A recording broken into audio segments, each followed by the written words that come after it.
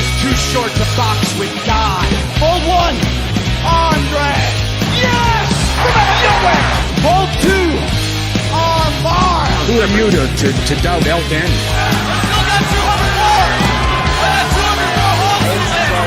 This is Robbie Eagles. This is the loosest in Australian wrestling, Adam Brooks. Hi, this is Mimic. This is 5 times the world's heavyweight champion, the Scrap Daddy himself, Scrap Iron Adam Pierce. This is Brian Alvarez, and you are listening to Wrestle Radio Australia. Welcome to the show, folks. My name is Josh Armour, and thanks very much for downloading Wrestle Radio Australia. This is our first episode. Oh, yeah! G'day, this is Big Brody Marshall. This is Brian Alvarez. This is Dean Brady of the Millennials. This is the Jurassic Punk Sid Parker. How many of you guys have heard the term kayfabe? Hello, doggers. This is Jay Hunter from OSW Review. This is Matt Grim Basso. This is the loosest in Australian wrestling, Adam Brooks. This is Scrap Iron Adam Pierce, and you are locked in to Wrestle Radio Australia. I in the game, I'm champion, and I'm Triple H. Undertaker, I'm your maker, bury the brother like Kane. Ooh, 1-3, hit the tombstone, hit the choke, slam on face. Ooh, yeah, like a macho heel, trying like country muscle. If you suffer like tomatoes, I'ma keep a couple models. Ooh, and you may call me HBK. When I'm tuning up the band, you best be getting in my way. Ooh, yeah, I'm degenerate, I love it, yes, I love it. If you ain't down with that, then I got two is what you suck it. Too sweet, put your fangs up. Too sweet, holding up the cup. Let's be busy, 23, got me feeling way too sweet. I was trying to make chicken salad out of chicken shit, and it was just awful. I've turned chicken salad into chicken shit. I will continue to do so. Here I was, blaming AEW for feeding you chicken shit, knowing you mindless millennials would be eating it up as if it were chicken salad, when it's really been your fault all along. Make chicken salad out of chicken shit. People is as people does, that's all there is to it. But a square peg in a round hole just never seems to fit. This is Bianca Belair. Hey, this is Kevin Owens. Hey, it's Seth freaking Rollins. It is the man, Becky Lynch. It's Rhea Ripley here, and you're listening to Wrestle Radio Australia. Hello and welcome to Making Chicken Salad, the Wrestle Radio Australia show where we talk about everything going on around the world of wrestling. I am Lachlan Albert, back in the hosting chair finally after abandoning the show for a couple of weeks. How terrible of me. And I'm joined by the regular crew, the ones who were able to stand guard while I was away. We've got the man behind Wrestle Radio Australia, the beast himself, Todd Eastman. Todd, good to see you, mate. Good to see you, my friend. I hope you enjoyed your break. Oh, had a blast. Taking care of a bunch of kids on school camp, always a joy. We're also joined by the brain behind WrestleBrania. It's Jeff Setti. Jeff, always good to see you, mate.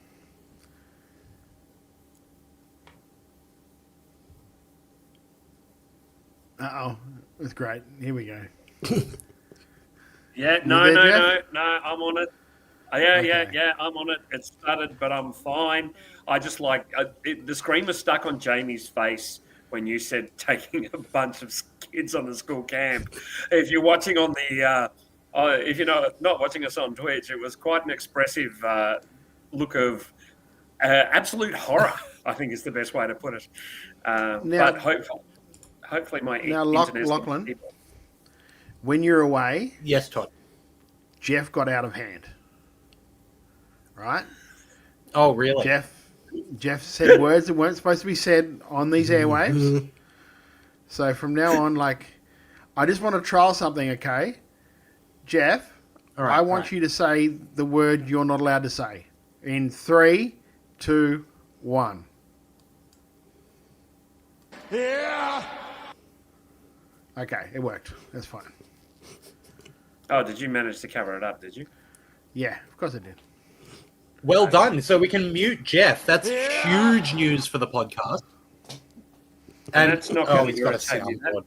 Oh, no. Yeah, I have a soundboard. Oh, no. That's going to be fun. Well, look. Todd's got a soundboard. At least we have Jamie Apps here. Jamie, always good to see you, mate. Good to see you as well. And yeah, you can keep one of those guests yourself. I'm going to say Knox Opal. We don't want to let him speak. It's only going to get worse if we do. No, let me speak. Thanks, Knox Opal. Let me speak. No. I'm not going to drop it again.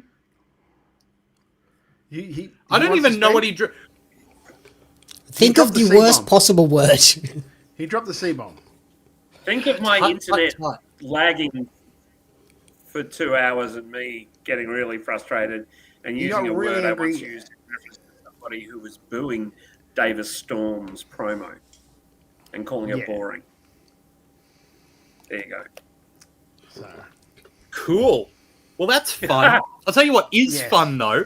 Aussie wrestling, right? There's so much of it that I come back from a 2-week break. I'm like, oh, the boys will keep everything under control. No, we've got a bloody backlog. Not only haven't we watched Newy Pro's Steel City Showdown yet and reviewed that, we also haven't reviewed Oz Pro Wrestling's New Star Rising because they just came out. Boys. Well, I was going to say, you can't blame us. They dropped them on the same day. Newy Pro was live. Like, we can't watch it before it actually happens. Why not? Because they won't let us do that. Pick up the pace. All right. Look, is there some kind of ringer time machine that we don't know about? Is this what you're getting at? It's that's what causes the red hair. Actually, is the time travel. Look, I am honestly just really excited to be back and talking about Aussie wrestling. That's the vibe in the room that I'm feeling. I can tell. The state of wrestling has been, like, it feels like one of the biggest weeks in international wrestling as well, and we've got 2 Aussie shows to talk about. I have but one question for you lads. What do you guys want to talk about? I love this so much. Can someone Lachlan, can you take control of that and turn it off? So the good news is, check this out. We can have the 3-man. I'll need to fix the. All right, let's bring him back. Let's bring him back properly. So you act I don't know. Todd might drop the C-bomb soon. No. He can do that, but what he doesn't realize is I can still work the soundboard from that. Oh, bugger. That's the worst possible. You can kick me out, and I'm just going to soundboard you to death. Oh, man. Marston Holmes in a chat saying this is the best start I've ever seen, I think. We are off to the races. You see? Jeff Setti is doing the dropout stance down in the corner. Jeff, great mustache, great hair, mate. Love to see it. I will not. You brought that on yourself. That wasn't me. No, not you. Him. I can't do that. There we go. All right. If we don't talk about some wrestling soon, the podcast is going to get cancelled, I think. So let's kick it off by talking about Oz Pro Wrestling's New Star Rising. This is a company that we've been high on since it kicked off not that long ago, and they are starting to put together. I really like that they are doing a slow build. This New Star Rising was the show where they inaugurated the Oz Pro Rising Star Championship, having a 6-way elimination style gauntlet tag match thing that I'm really into. Don't make that sound like I'm not into it. But a 6-way match for the new title as a way of establishing these titles, building into the show slowly, which I really liked. But let's talk about it from the top. First match, Willie Wiggum versus Hector Jones, accompanied by Chris Kelly. And straight away, I love a babyface with arm tassels. You can't go wrong with some tassels, right? Willie Wiggum is old school. Jamie, what did you think of Willie Wiggum managing to not quite take down Hector Jones, accompanied by Chris Kelly? For someone that even Andy said on commentary, this was his legitimate debut anywhere. I really enjoyed Willie. I thought he has the look, and the way he sold.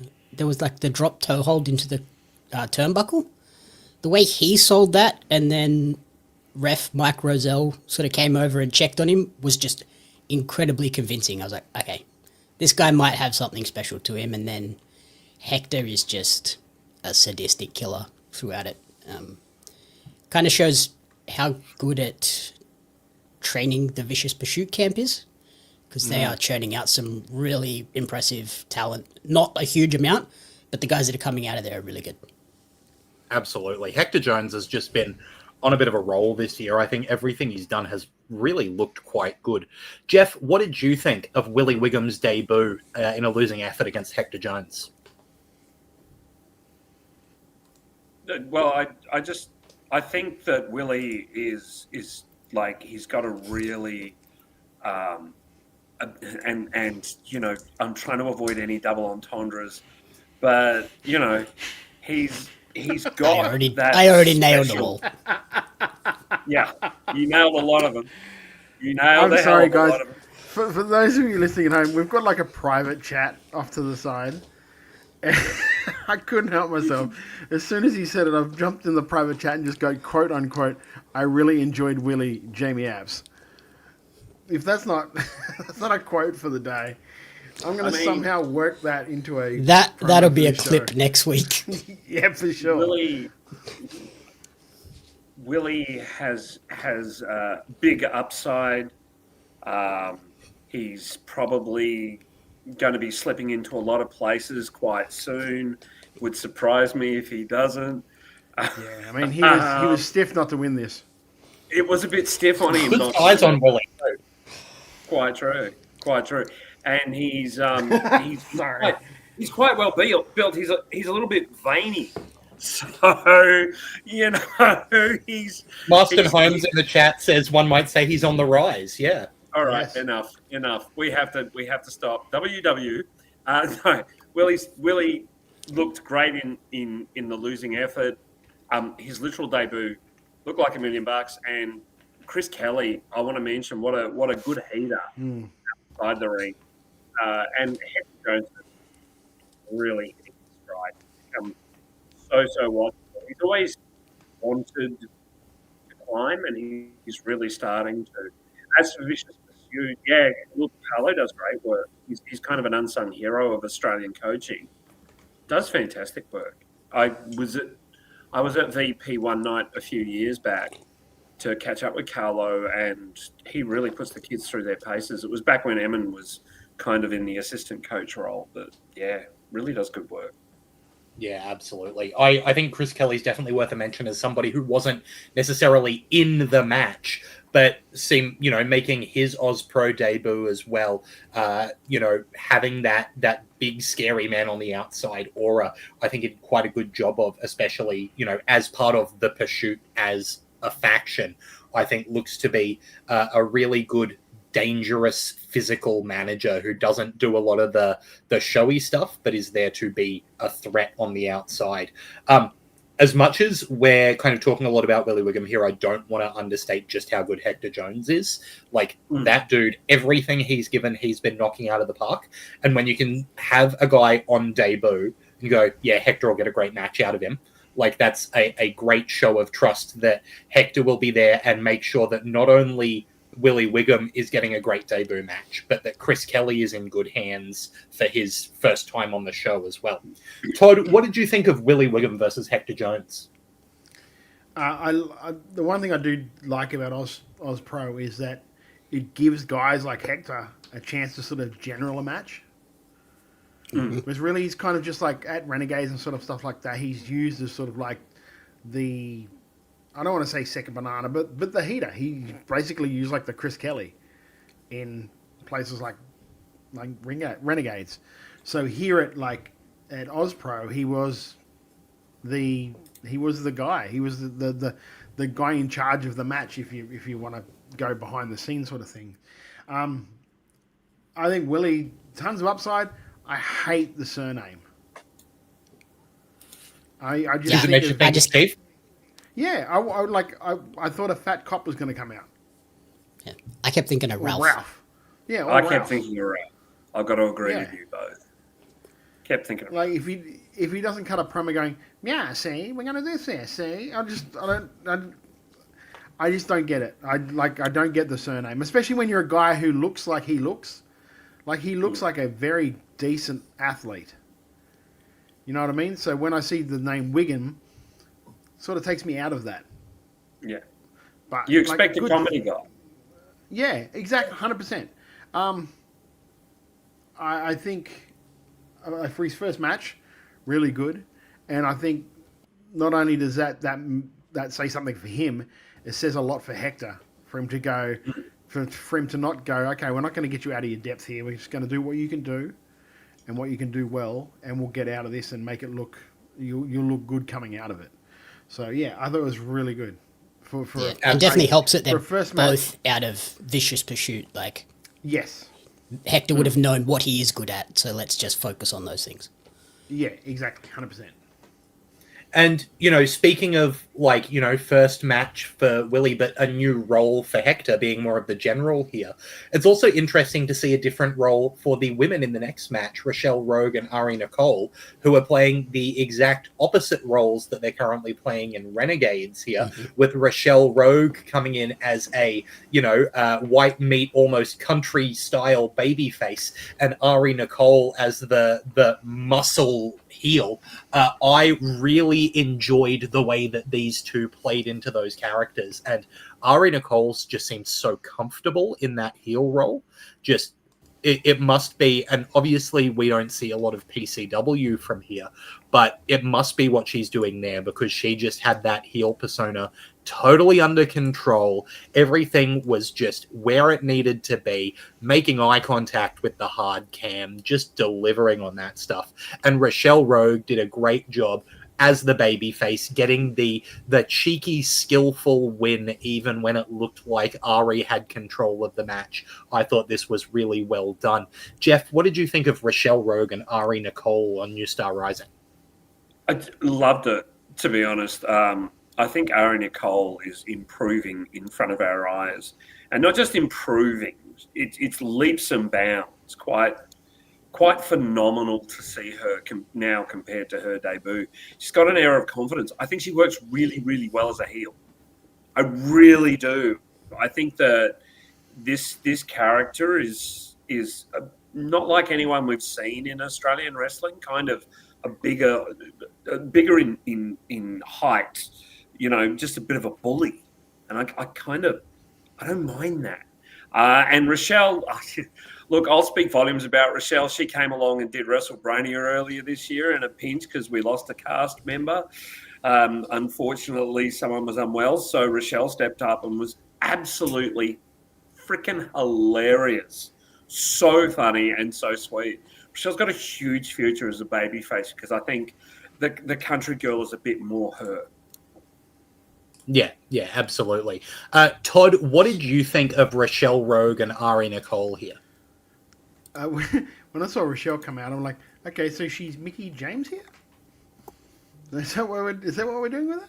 I enjoyed the finish, because it's not something that you see every day, where she went to put this move on her and she basically just dropped the weight, so Ari couldn't get out of it. I thought that was I liked it because it was different, and it's something that you just don't see ever. They could have easily done something where she'd have just cheated to win it or something like that, but she basically just sort of dropped weight, which helps with flash pins. Flash pins help when you just do something that you've never seen before, and so how do you counter it? Unless you're doing that the bridge up that they do, then there's no counter. And usually when you see that, you never actually see a pin happen, because always they try and do the bridge up and move out of it. So it was good to see someone actually get a pin from doing that move for once. So I fully agree, Todd. But it's again, it's one of those things where I like what OzPro are doing here, where they're letting them try different things, letting them be different to what they are in other places. So I enjoyed this. I think you're right, Jeff. I think Ari's probably better suited to a heel persona than she is a face. She just looks more naturally heely than she does. I think Rochelle was a little bit of a different story. I think Rochelle probably at the moment works better as a heel. Yeah. So, I'm not. Yeah. I'm just. But yeah, overall the match was really good. There wasn't never a point where I'm like, oh, that was fucking average. You know what I mean? There's always one point in a match where like, oh, that wasn't the best. But they really they move anything that they got that might have been a bit of an issue. They sort of moved through it quite well. So yeah, I really enjoyed that finish. I thought that stuck out to me. The fact that I can just recall that, it tells you that stuck out to me, considering we watched 2 shows in one night. So yeah, definitely. Enjoyed it. Jamie, what did you reckon of Rochelle Rogue and Ari Nicole? The main thing that I wrote down was I love that Ozpro is allowing all of these performers to go out there and experiment and try different roles that they're not always doing. So to see Ari and Rochelle kind of flip roles for this, where, like we said in Renegades, they've been the opposite. I think this was their best match as a combination that I've seen them have. And I loved the sort of cowgirl country gimmick for Rochelle. I thought it was something different. I don't think there's anyone else in Australia really doing that. Whereas like the Mean Girls thing kind of happens kind of all over the place, really. So to see her come out like that, I was like, oh, at least this is fresh and hers. So that was fun. And yeah, like we said, Ari is just so good. She's just getting so good. It's not... In the past, we looked at her and went, okay, she's got the in-ring chops. She can do all the moves and do all of that stuff. And now she's stopping and, like Jeff said, looking down the barrel of the camera and selling things between the moves. So really well done for both of them. Agreed.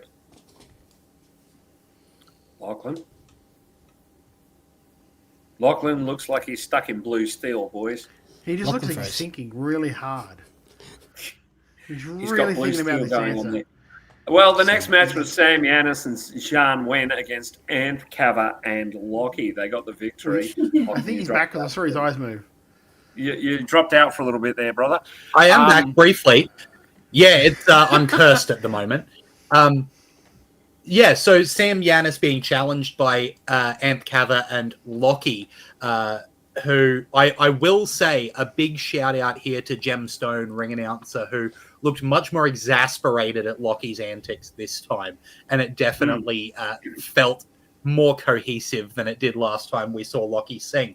But Sam Yanis pulling out the secret weapon, Zhang Wen, as a tag team partner, the One Man Dynasty, who I'm on record as really enjoying. I think the dude is huge, he looks great, and he moves well.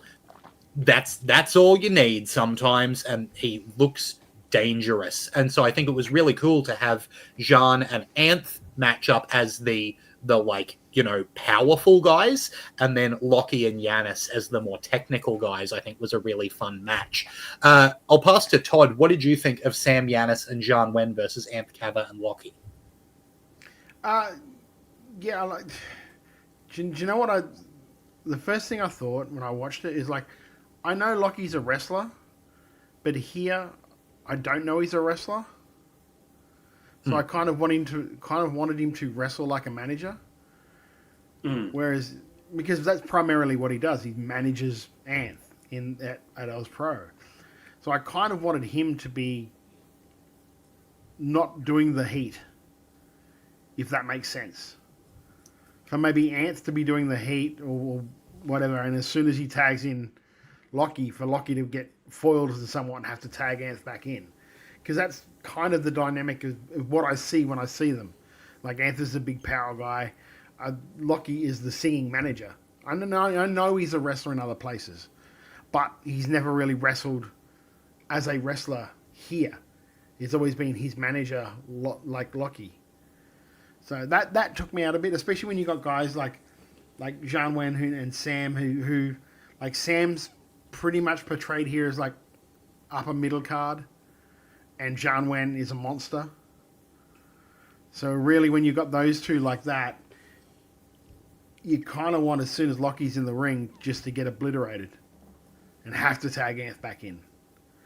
So that was where the disconnect for me was mentally. Like, the match was fine, but that's where I kept going, well, why is he... Okay, he shouldn't be this good if he's the manager.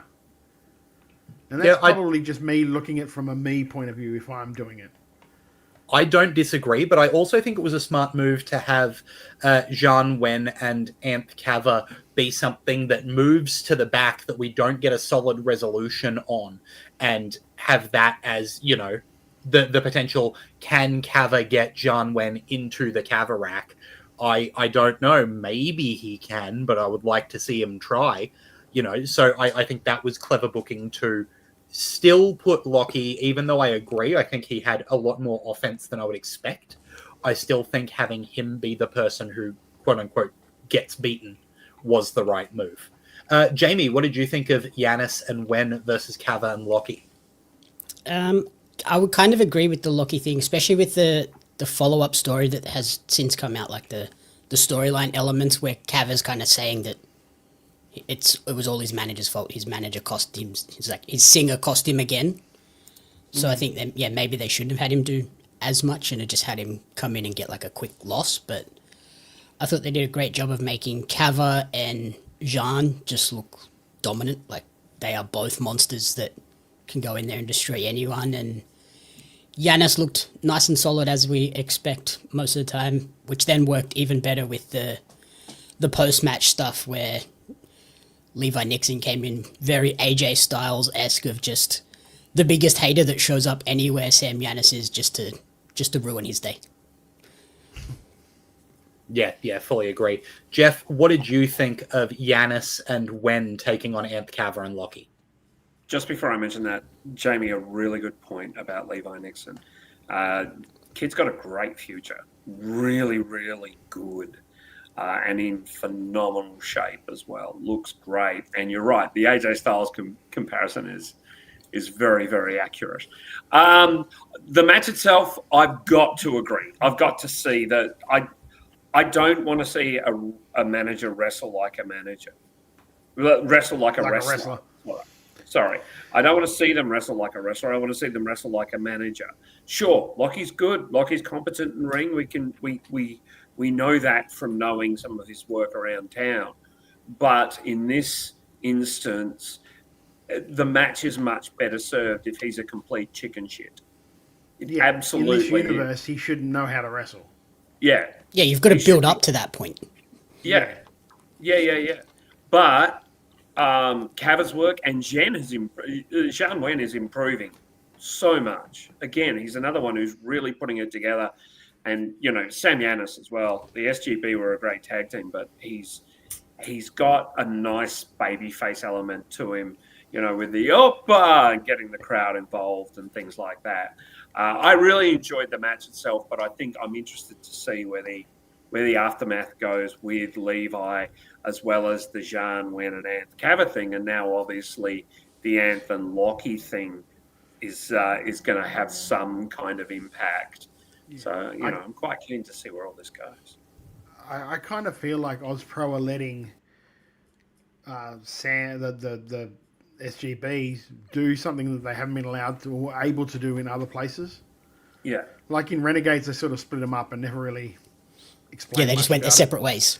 Yeah, and that was it. Yeah. Whereas at least here, there's some sort of resolution to it. Okay, they split it up because Levi's a dick. Yeah, and so it's like I like the fact that that Andy's sort of gone. Okay, we'll let you guys tell your story here because no one else is telling it. So, and it's another thing another footnote I really enjoyed the commentary on this show as well. Oh yeah, I enjoyed it from the fact that Andy doesn't hide that he's running the place. Mm-hmm. So when he's bringing someone in, he's like, I brought this guy in because I think this, this, and this. And that's why I think he'd be really good for this show. And I like that point of view because there's no other commentary team or commentators doing that around the place because the commentators just around the place are just the commentators. They don't really have any other role. But if they do, it's like a fave role. No one really knows that they're running the joint, but it's very well known. Or it's just a wrestler who's been plopped onto commentary and they're doing their shtick. Yeah. But it's very well known that Andy owns and runs Ozpro. So why would he hide the fact that he's doing it and in fact add that to the commentary? It's like, I brought these guys in because I thought I've seen them in other places. I think they're really, really good. I want to try and showcase their talents here. I love that idea of it. Just that guy spruiking his own company and being that much of a fan of it. And then if he sees something that's going wrong, he goes, well, we're going to address this after the show. Yeah. Because that's an open-ended thing that leads to other shows. Yeah. He's very I've noticed that he's concentrating very much on the up and comers and the younger people, with a few names, if you like, and more recognised people around Melbourne in main events and upper mid card and things like that. I think that's a really, really good model. It's very much just a different version of Mayhem Pro, I think. Yeah. Yeah. And I think you can definitely see that reflected in the fact that the first championship added to OzPro is the Rising Star title, right? So what effectively seems to be what in other promotions would be a mid-card title is the establishing gold here in OzPro. And to kick it off, a 6-way tag gauntlet elimination match. So a match where there's two competitors in the basically ring. a 6-pack challenge. It's a 6-pack challenge where you have to tag in to be part of the match, and then people get eliminated over the course of the match. I really liked this setup for a title because it let characters establish staying on the outside and being smart versus getting in and, making alliances as heels. This match had Blake Malik, Bush Kelly, Nate Hunter, Owen Stedman, Ricky DeBoom, and Shen. And I think a lot of the storytelling here was really effective. The way Bush Kelly kind of had to get ganged up on and was, seemed to be a future big name in the show because it took so much to get rid of him, so much cheating from and teaming up from the heels.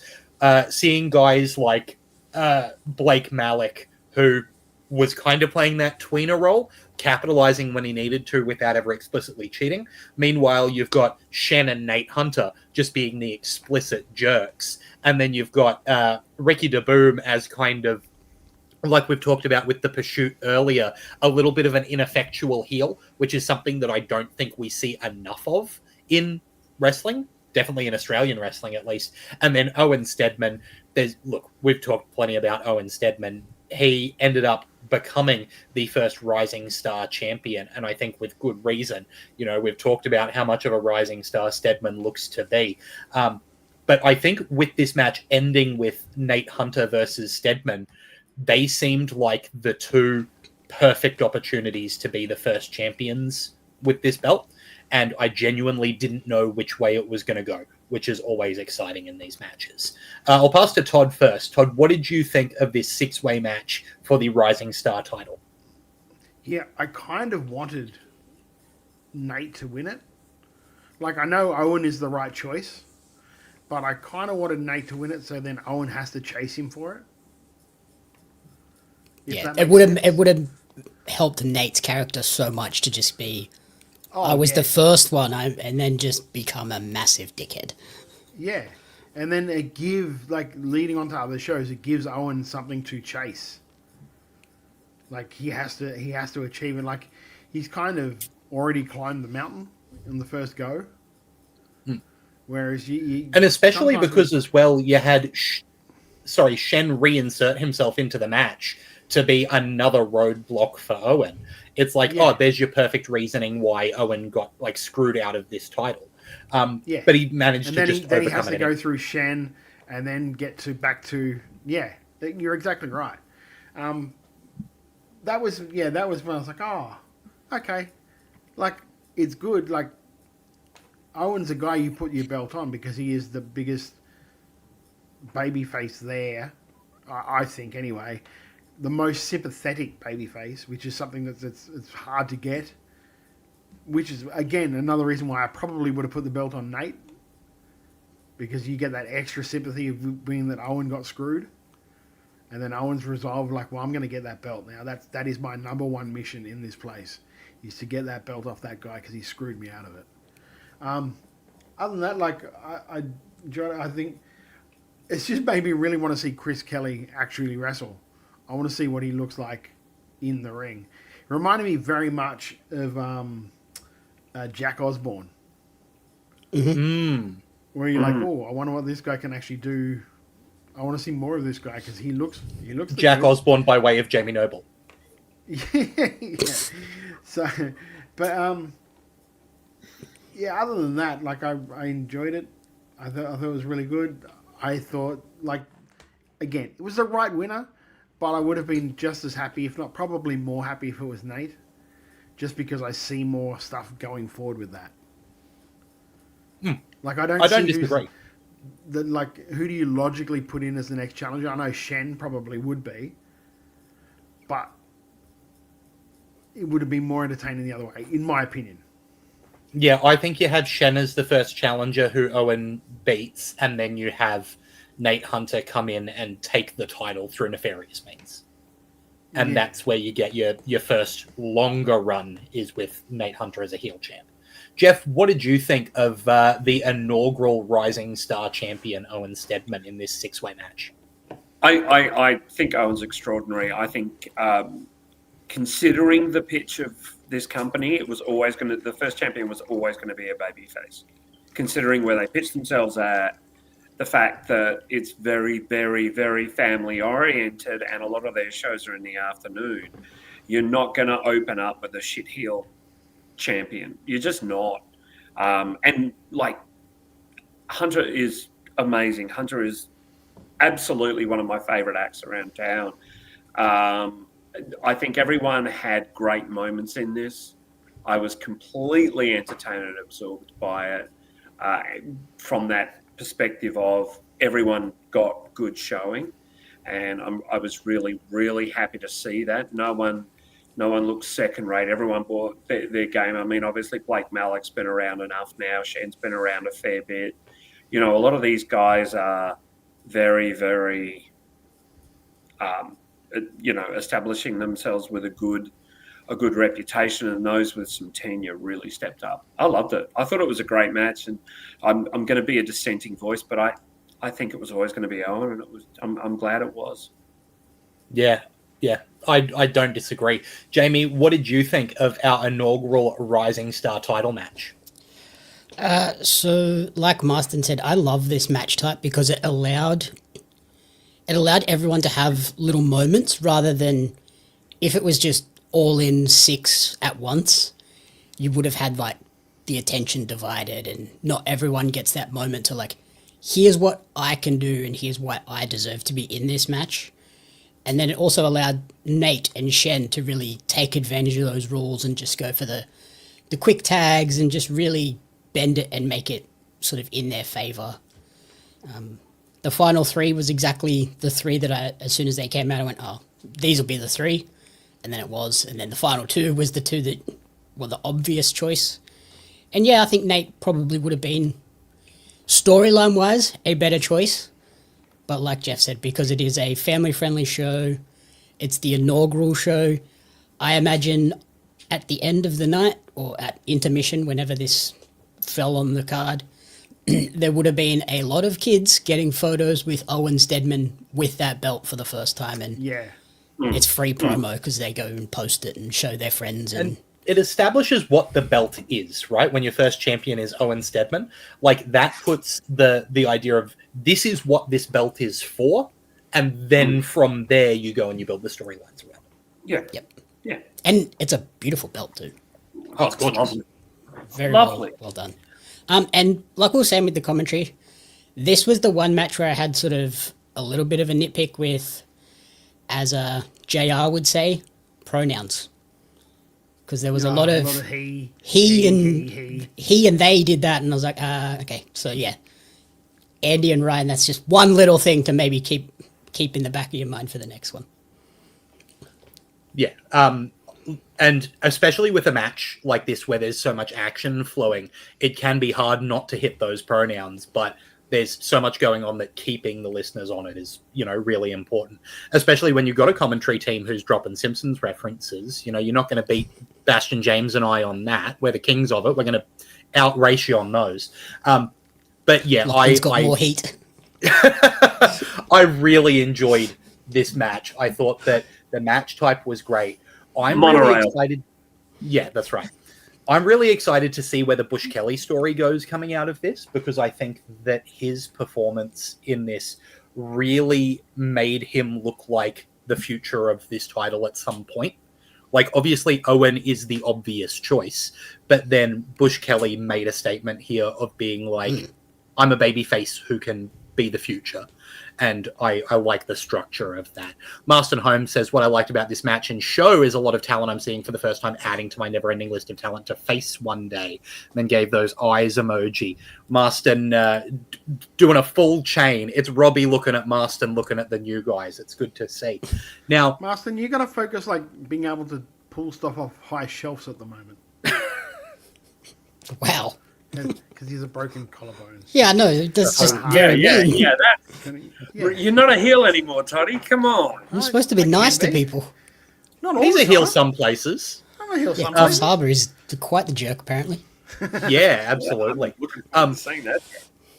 And look, speaking of me getting heat, I think this is probably the one place that I'm dissenting in terms of this show, and that's the match here between Murdoch and Emmanuel, right?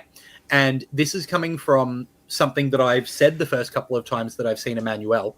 I just don't personally buy him as a babyface because he is a well put together, good looking, athletic. I don't know what there is about him that I'm supposed to connect with. I don't see any underdog in him. I see him as the guy immediately. And part of that is that I don't have the history that a lot of people have with him. But he just seems like the kind of guy who would show up, get a title shot, win the title, be the champ for a while. He doesn't scream to me, hey, this is a guy that you have to cheer for or he might not win. He needs your support to win this. He doesn't need my support. Look at him. He's freaking Emmanuel. Right? Yeah, you only have one thing. You can't have all of the tools. Exactly. Yeah. And that's not to discredit him as a worker, right? Because clearly he's got the goods. And it's just that, and I love Murdoch. I love Murdoch's work. Every time I see him, I find something new to enjoy. He's got what seems like a bottomless toolkit for a guy that looks like he's just going to get in there and be kick punch and then just delivers in every way that he can. I think the world of Murdoch. And that almost works against having Emmanuel as the babyface. Is Murdoch's this guy who is a bit funny and he's not a guy who's chiseled out a marble, but he's going to get in there and fight. And to me, that's exciting and I want to see that. Whereas Emmanuel looks like he's a great pro wrestler. I think the match was really good. I just personally don't connect with this babyface heel dynamic. And that's probably just a personal thing because the performance here I think was excellent. Jeff, what did you think of Emmanuel versus Murdoch? I have been on the journey and the story they're telling regarding Emmanuel. I've been on that journey in terms of when he was in MCW, the story that Andy told, the first show. I don't buy him as a face because he's still really good as a heel. And I don't think he's going to be proven to have been a face the entire time. I think there's going to be I think Andy's telling a story where Emmanuel is actually a heel. And we're going to realize it's the classic pull the rug out at the last second. Yeah, because he's too good as a heel. Murdoch is Kevin Owens. There's no escaping it. The guy is Kevin Owens. He looks like a punch kick guy, but he can go in there and fucking wrestle well. And Mur's a personal friend, and he'll love that analogy from me. You can buy me a non-alcoholic beer next time I see him, mate. But I thought, look, I'm not going to, it's difficult for me to criticize Murdoch because he is a personal friend, but it's also difficult because he's great. They both are. They're both really, really good. But I agree with you, Lachlan. The heel face dynamic, and even to the live crowd, didn't quite gel. But I think it's because Andy's telling a longer term story where Emmanuel has always been that dick, and it's going to be great. It's going to be great. I'm on board for it because I do think he's beginning to go. He's acknowledging that there's something there. There's something there. That's Absolutely. Jamie, what did you think of Emmanuel and Murdoch? In ring wise, this was brilliant. I loved the in ring stuff. yeah, this same deal. Emmanuel is just a heel to me. Like, I think the last time I saw him would have been in MCW, like live, would have been in MCW when he was like one of the top heels and just an absolutely hated person. So that's kind of what's always in the back of my head. And it's not through any... Like, Murdoch tried his hardest. He was trying to get the crowd to hate him really well. But he's just, like, a lovable teddy bear. He is Kevin Owens, where he wants you to hate him, but you can't because he's just damn good. And his experience is really coming through now. Like, all of those tag matches that he's had, now when you put him in there as a singles guy, it's like, oh yeah, he's on it. He knows what he's doing with every moment. Yeah, absolutely. I'm going to say this. It's a matter of time before he's in MCW killing it as well. It really is. Like, the guy's got such an upside. I massively rate Murdoch. Todd, what did you think of Emmanuel and Murdoch? I kind of agree. I agree what you're saying. I think if you're going to try and do what they're doing with Emmanuel, you need stronger heels than him. You need like Tommy. You need Lockie. Well, you need like Tommy Hellfire. You need like guys that they really friggin' hate. Jab can get heat like no one. Yeah, but I'm just saying, like, Tommy Hellfire has been there. Like, he's on their roster. So like guys like that, guys like Barry O'Leary would be another one that would be good as well. Yeah, because you've got that, like, he's good looking as well. He's like, I think I'm better than you. I'm just better than you. So yeah, it makes it hard when the other guy's likable, even though he's a heel. And or even just like get the heel on the mic saying, "You're old, you can't go anymore. Old people suck." You know what I mean? Like, just give me a reason to go. But they're all kids. They'd all be like, "Yeah, we agree." Yeah, that's true. And also, you can't do that. You just, like, can you imagine if I went in there in the ring, right, and say it was you and I working each other, Lockie, and I was like, "Look at you, mate. You're a tub of goo. You can't wrestle. You've never wrestled again in your life. What do you think you're going to do?" And then you beat me. Yeah, I know. I know. Like, you can't really go in there, you're old, you can't do it, you blah, blah, blah. And then have the guy beat you, because then then you look even worse. Yeah. Oh, terrible. I don't think it's easy. I should really be clear about that. I think it's tough. What I would have done is I would have had Murdoch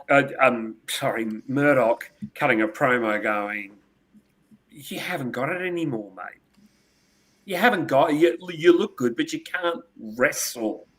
It's called Ozpro Wrestling." The Emmanuel from 10 years ago would have beaten me. Yeah. But yeah, I agree that it's a hard needle to thread. It is a very hard needle to thread, but I trust what Andy's doing. He knows good stories. In ring, really good match. It was just hard to get the emotion out of it when Emmanuel looks the way he looks. So it's hard to put yourself in those shoes. Yeah. Because I'm not in good shape. I'm not good looking. I'm not very talented. How am I supposed to empathize with this guy? Yeah. Yeah, exactly. Whereas Murdoch, I empathize more with Murdoch than I empathize with Man. And Todd, all the people in the chat, they got major crushes on you, mate. That's why they're all here every Thursday. No. Marcy just want to get booked. That's the only reason. Well, look, there's another guy on the Oz Pro Wrestling roster who has all the tools in the toolbox and is using it as a heel, and that's Lucky Barry O'Leary, who managed to get the win over Jahari on this show. And I'm a big Jahari fan. I think that kid's got, again, everything you need. And just watching him fire up here against Barry O'Leary, who is knocking it out of the park as one of those heels who you just go, I want to see that grin wiped off your smug face, you prick. Like, he is nailing that. and Jahari was, I think, a really good foil for him here. Jamie, what did you think of Barry O'Leary and Jahari? Yeah, I agree. Barry has a very punchable face. He just needs to be punched in the mouth a couple of times, and then you'd be like, okay, I'm happy now. But yeah, I think Jamie apps do not necessarily reflect those of Jeff Setti, who lives in Melbourne and doesn't want to have the shit beaten out of him next time he sees Barry. Continue, Jamie. It's okay. Barry knows I like him. He's fine. Yeah, I think he's learned a lot from his time in MCW as well, like with the icons. Like, he's got his character locked in now. He's able to slow everything down in the match without doing that heel thing where it's slowed down and it becomes like monotonous and boring. He still makes you want to watch the next thing. And Jahari, very cool, very fiery baby face. Little ode to Erica as well when he was getting his head slammed into the turnbuckle, and then Barry stopped and he just kept going like Erica does occasionally. I was like, that's a nice touch. He has one little habit that kind of began to frustrate me though. His fire up thing was just, I'm going to scream.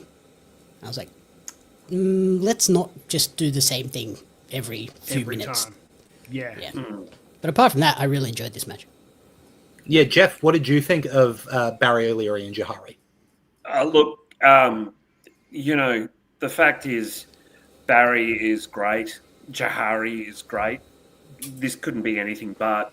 Some really, really nice counter moves in there. That's one thing I picked up on. There was just some nice sort of, you know, when they sort of wrestled, there was a bit of counter work that was really nice. I liked it. I like this a lot. Yeah, and Todd, what did you think of Jahari and Barry O'Leary? Yeah, like you guys covered it. I think you're right that his time in MCW has really served him well now. So he can go in there and really do general a match as a heel. It's good to see Jahari get a bit of blow as a singles competitor in a singles match for a change, instead of it being like a 6-way or a 3-way or a 10-way or a, you know what I mean? It's an actual dedicated match. So that was good to see as well. So yeah. Yeah, I think this was really just a good up and down wrestling match, right? You don't need a lot of other storyline coming in. You don't need a lot of nonsense. These two are just good wrestlers who are going to go in there and wrestle a good match. On the other side of that coin, right, wrestlers who can go in and wrestle a good match but did have all of that extra nonsense was Breakfast and Ryan Rapid. So you've got Ryan Rapid, who has been the one person who's been getting over Gore at OzPro, who is quote-unquote family-friendly Gore, but now he's supporting Breakfast to become kind of Gore Jr., and he's got the unconscious Ben with him, and he's turned conscious. on... He's just comatose. He's comatose.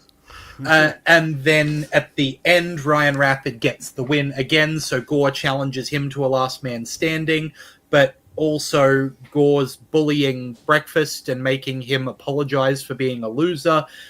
There's a lot happening here, right? By beating up Ben in front of him, who is comatose and cannot sell a damn thing. Yeah, and I want to credit Ben, who laid down on the ground unmoving for an entire segment. That's not easy. Well done to him. And especially when they're fighting over the top of you. Yeah. To not be like, I'm just going to move my leg a little bit so you don't step on me. Yeah, I have done that before. It sucks. Waiting for that bell to ring so you know the match is over sucks. Yeah, so big shout out there for a hell of a performance from Ben. I'm going to throw it to Todd. What did you think of Ryan Rapid versus Breakfast, accompanied by Ben and Gore? Yeah, really, this wasn't even about the match, was it? It was just about all the periphery stuff that happened around it. This was a sports entertain.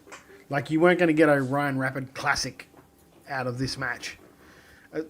So, I mean, I was sports entertained by the end of it. I like the fact that, like, Gore's not in there, like, doing the stuff he does in Renegades and just being, like, overly, like, offensive.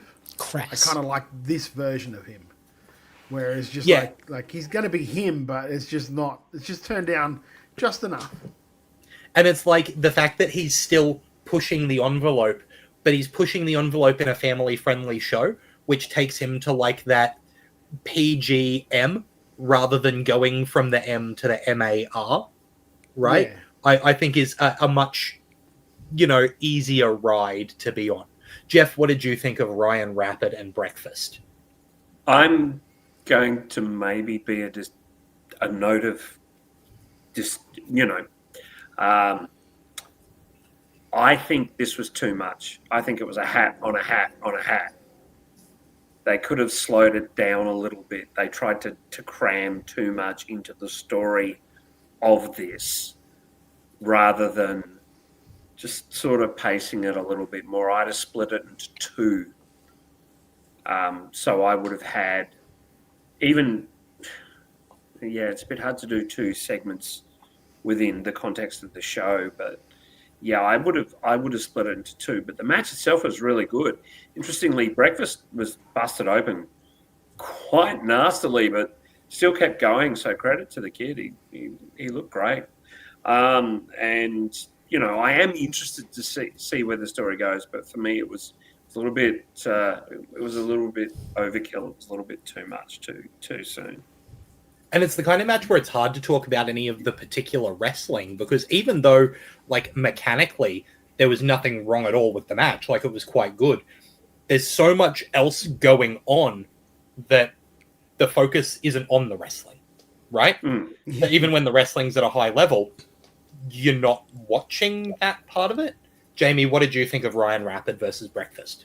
Okay, maybe I'm the weirdo, because I was watching the wrestling in this, and I was like, Breakfast can go. I didn't think Breakfast had the stuff, and the opening sequence of him like doing the over-unders and stuff with Ryan Rapid, I was like, oh wow, Breakfast is hanging in there and looks really good. And I think this is going to end up being like a match that changes how Breakfast is perceived by audiences moving forward.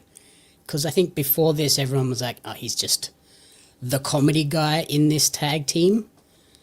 But his character evolved. He became a bit more savage.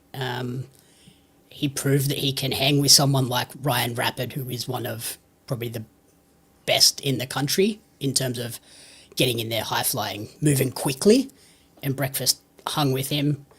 And this is like one of those things where it just shows like Andy knows what he's doing in terms of telling these longer stories and how these long-term stories can evolve characters, because there's important things that grow them as performers for the audience. It's not just, oh, we're telling a story and the story moves different points. Breakfast actually became a better performer via this story. So yeah, really cool. And I love the idea of Gore versus Ryan Rapid in a last man standing will be absolutely bonkers. Oh yeah. The post-match stuff in this, though, I was like, did that kind of take away from a lot of the progression we saw from Breakfast? Because he went from savage, he's kind of got this edge to him now, and then Gore gets in there and demeans him and sucks that all away, and he's in there saying, I'm sorry for being a stupid idiot. I was like, well, that just took away what you just gained. Yeah, and Macho Man Andy Savage in the chat asking how much being called Breakfast holds a dude back. Like, that's something that's there as well, is how seriously are we going to take his in-ring when his name is Breakfast, right? I love the finisher that he used. The Cinnamon Destroyer. I was like, that's a cool name. The Cinnamon Destroyer was great. I thought that was super cool. We talked about the line of family-friendly being pushed by Gore. And if you want the line of family-friendly to be pushed, there's two men that you put in a main event with no disqualification. And that's Sid Parker and Jake Taylor, who really, for an all-ages show, went to the limit. I will say, production-wise, I really liked all the swear words being beeped and the mouths being covered with an Oz Pro logo when they swore. I thought that was very fun, right? Like, it's a little bit kitschy. I like it a lot. See what happens when you set a release date and give yourself those extra few days to edit things? Those little touches on the end. I've been going through certain things myself, haven't I, Lachlan? You have. That's all right. What I'm talking about, right, is that I've been editing the last show we did it for Wide Bay. And Lachlan was commentating, but he was also doing the ring announcing, but had the lab mic on for the commentary. Oh no. So, but no, it was fine. But the problem was he had the same problem that the MCW guy had when he wasn't sure the microphone was on. Which mic was on? Well, no, because the lab mic's always on. It was the other mic, the actual house mic. Because the ring announcing mic, I didn't have control of. We had a guy on sound who was doing the levels, and I would talk into the mic and it wouldn't work. So then I would look over at him and he'd give me a nod, and I'd talk into it again and it wouldn't work. And I'd look over at him and he'd give me a nod, and I'd talk into it again and there was still nothing. And it's like, So there was one match in particular for about 4 times, and the winner, and the winner. And the winner, and I'm like, oh my God, Lachlan, stop! So now at least we know what Lindsay went through. Yes. Yep, very true. Yeah. Any criticism to Lindsay is quickly redacted. Sorry, mate. No, because I'm taking my time releasing it, aren't I? Yeah, Todd's fixing the problem. The mute button's there for a reason. But yeah, look, those extra few days for release were needed to beep out some of the words of Sid Parker and Jake Taylor, who went all out here, crashing through a door. Sid Parker bit Jake right on the dick. Look, they called it Anarchy Rules. Right, that's what it was. Right on the Wiggum. Sid Parker ending up getting the win as a result of Fireball into pinfall. This was chaos. You've got Sid Parker and Jake. Yeah. He's giving himself a round of applause. That was for himself. Yeah. Look, what I think's fun about getting Jake Taylor and Sid Parker in a match is that they are just going to go hell for leather, right? It's the Wrestle Rock guys standard. You know what I mean? These two just go all out. What are we going to put on the line to entertain these people in a way that they're not expecting? And I think they delivered by putting on something really wild at the end here. I don't know how fit to purpose it was for this promotion, right? I think that sometimes a great match in the wrong spot on a card can suffer. I don't think it was on the wrong spot on the card. I don't know if it was on the right card to begin with, but that doesn't take away from the match itself being really good. And I also don't think that that's... I think if you've got Sid Parker versus Jake Taylor in Anarchy Rules, this is exactly the match you're going to get. In fact, this is the most toned down version of the match that you're going to get, right? Yeah, there was no blood, so... Yeah, this is the least crazy that these two could have gone, I think. So credit to them for holding back what they did hold back. But, again, Sid Parker bit Jake Taylor right on his willy wiggle. So take it with as many grains of salt as you desire. Jamie, what did you think of this Anarchy Rules main event to New Star Rising? So there's so much upside to Jake Taylor. I think it's just a matter of one of the bigger promotions to go, okay, now's our chance. We're going to invest in you for the next 6 to 10 months. And that's when Jake will take off. That, like Marston said, that door spot, that was terrifying because that looked very scary. And yeah, just a nice hardcore main event.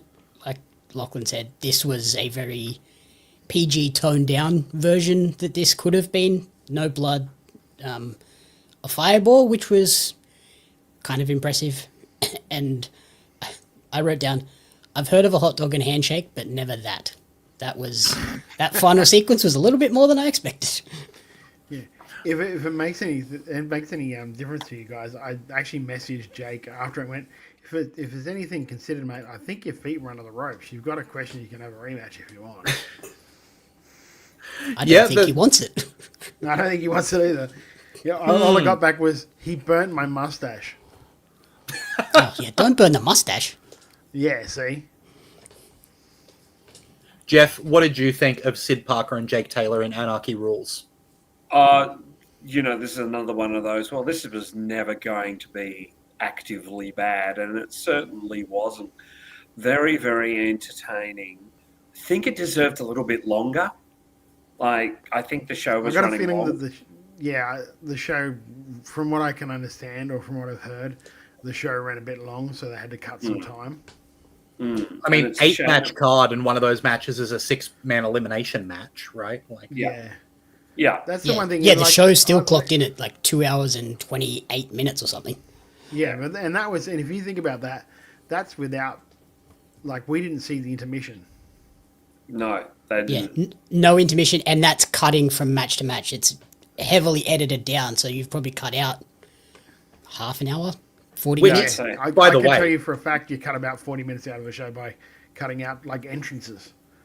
And it makes it so much more watchable, I will say. Like, the watchability of this show was sky high.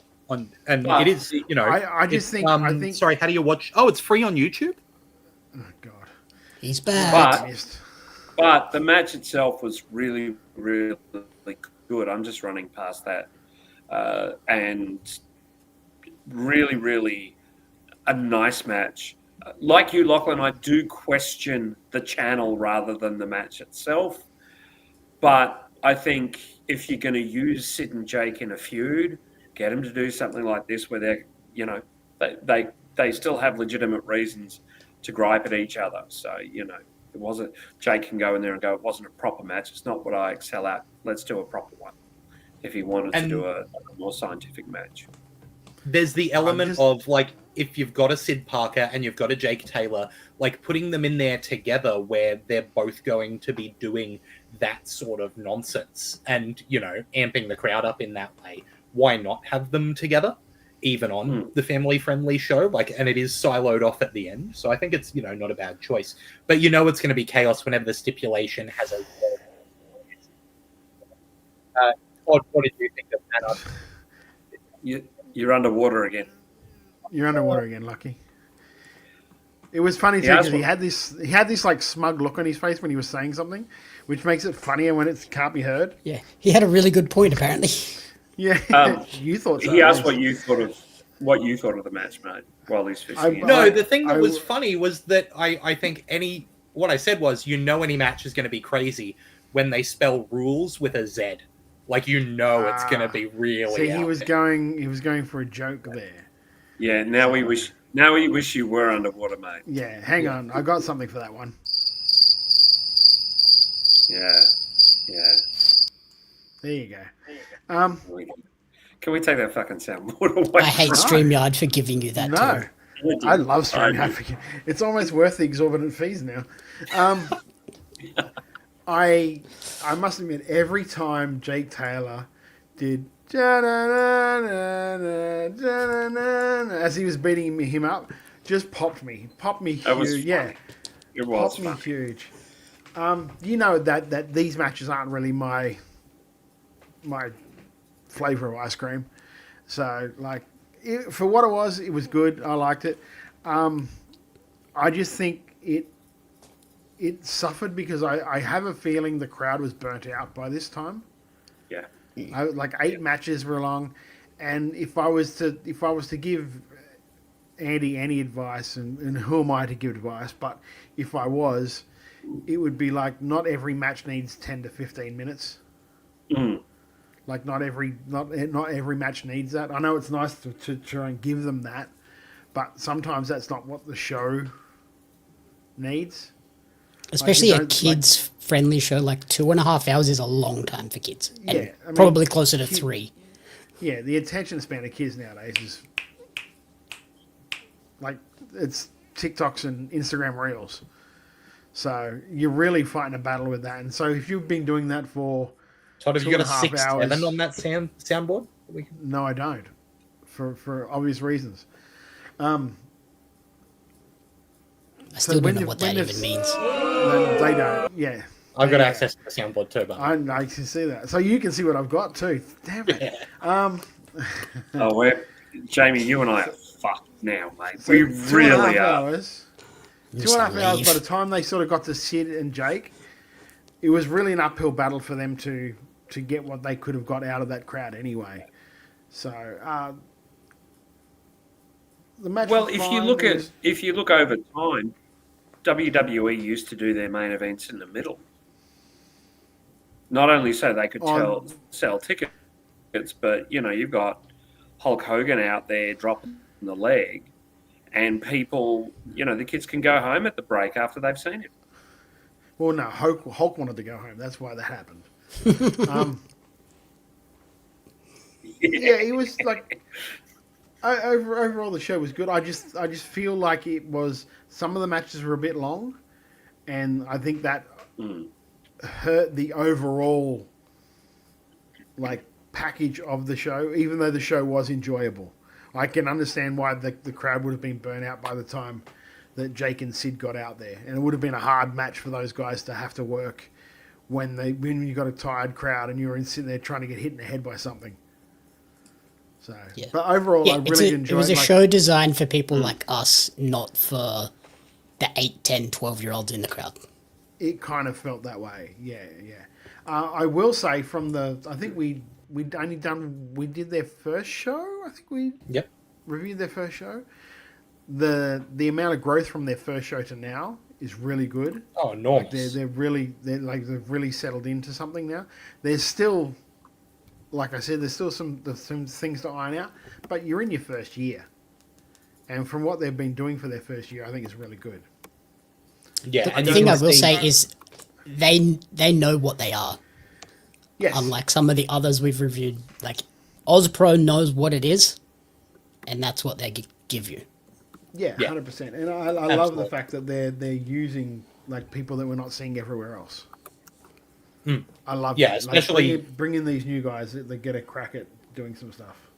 And giving spotlights to guys like Owen Stedman, who, but give him that first title, make him the Rising Star champion, Like there's so much upside, especially when, if you're not seeing these guys as much elsewhere, the ability to see them for free on YouTube by going to YouTube, searching for Oz Pro Wrestling, you'll find New Star Rising there. You can, get into, if you don't want to do that, just hit the link in this podcast. You'll be able to find it for free. It's absolutely worth your time. And again, edited down to be really nice. Like, Jeff, do you have any other overall thoughts on this show that you want to share? I really liked it. I think I agree with you completely, Toddy.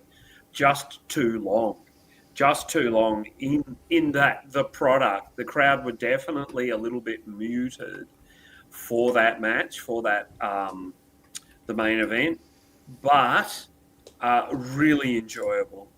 And I also thought that the hat in the hat, as I like to say, was a bit much with the breakfast against Ryan Rapid match, but everything was good though. But again, like for a family-friendly show, it's nice to have that variation. It's nice to have something a bit goofy, a bit envelope pushing. I thought this was really fun. Jamie, have you got any other overall thoughts you wanted to share? Yeah, I just liked it. It kind of moved at a nice clip for me. 2.5 hours when we did 2.5 hour shows. We're going to do another 2.5 hour show next. It was a lot to get through this week, but yeah, a nice, really enjoyable show. And also, Andy, naming your promotion Oz Pro Wrestling and putting it on YouTube is a goddamn genius move. Because anybody that searches for Oz Pro Wrestling just looking for Australian pro wrestling in general is going to find your promotion. Well done. Yeah, and like Todd and I have had our overall thoughts on this. Like, it's so good seeing this promotion that's spotlighting a lot of younger talent. Really exciting stuff. So make sure you check out Oz Pro Wrestling and this show New Star Rising, which is absolutely excellent fun. And like we were saying, I think one of the strengths of New Star Rising is that it has that editing, which means that it, goes up a little bit later. The other strength you can have is by doing the exact opposite side of the coin and going out live, which is what Newy Pro have been doing. And they did with their show Steel City Showdown, which went out, and yes, I get to say it again, free on YouTube. So you can check it out. You're underwater. Steel City Showdown. Hopefully that's enough. And this show opened with a cracking 6-man match with the Hometown Heroes team of Matt Diamond, Rig, and Roasty taking on the team of North Shore Wrestling. But Will Keatis and Jack Osborne unfortunately had to find a replacement for the prize bull, Sam Osborne. but they managed to get the returning Matt Boynton. So that was a big get, and it's really good to see Boynton back in the ring because that man looks like what you imagine a pro wrestler to look like. My God, is he big, right? And you're looking at the guys in this match, other than Roasty and Jack Osborne, who are both very new to this, you've got such a wealth of experience in the ring at a high level. And then Roasty is just a perfect, like, get the crowd on board with this everyday guy who hosts an NRL podcast, and he's getting in the ring. He's not really a wrestler. He's sort of like a local celebrity. Yeah, exactly. And then it was the perfect celebrity tie-in. Yeah. And then on the other side, you've got the douchebags and the big guy who's going to beat the tar out of people. Like, it's just, I think this was set up to be a fantastic opener. I think that it's, almost engineered in a lab to be a perfect Newy Pro opener. I can't think of a way to open a show in a more spectacular fashion. Jeff, what did you think of North Shore Wrestling versus Diamond, Rig, and Roasty? Firstly, Matt Boynton looks fantastic. Like, he just looks great. Everything was so crisp and clean. You'd have thought he wrestled the week before. You really would have. Roasty, despite being relatively, for want of a better word, green, still held up his end quite well.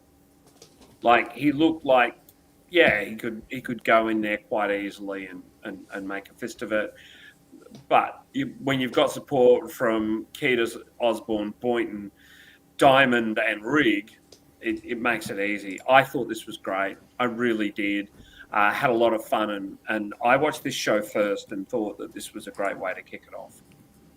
Yeah, absolutely. Jamie, what did you think of this opener with North Shore Wrestling versus Matt Diamond, Rig, and Roasty? I would agree with you. This is a perfectly engineered opener because North Shore Wrestling are just great heels. They slow things down. They do quick tags. They just take away anything fun and don't want to be cheered. They want you to boo the hell out of them, and they get that. Yeah, they're not trying to be cool heels, which I No, love. they want you to hate them, and they froth that. And Matt Diamond, Rig, and Roasty, on the other hand, are just such baby faces. You want to cheer for them, and I loved Rig's MVP costume.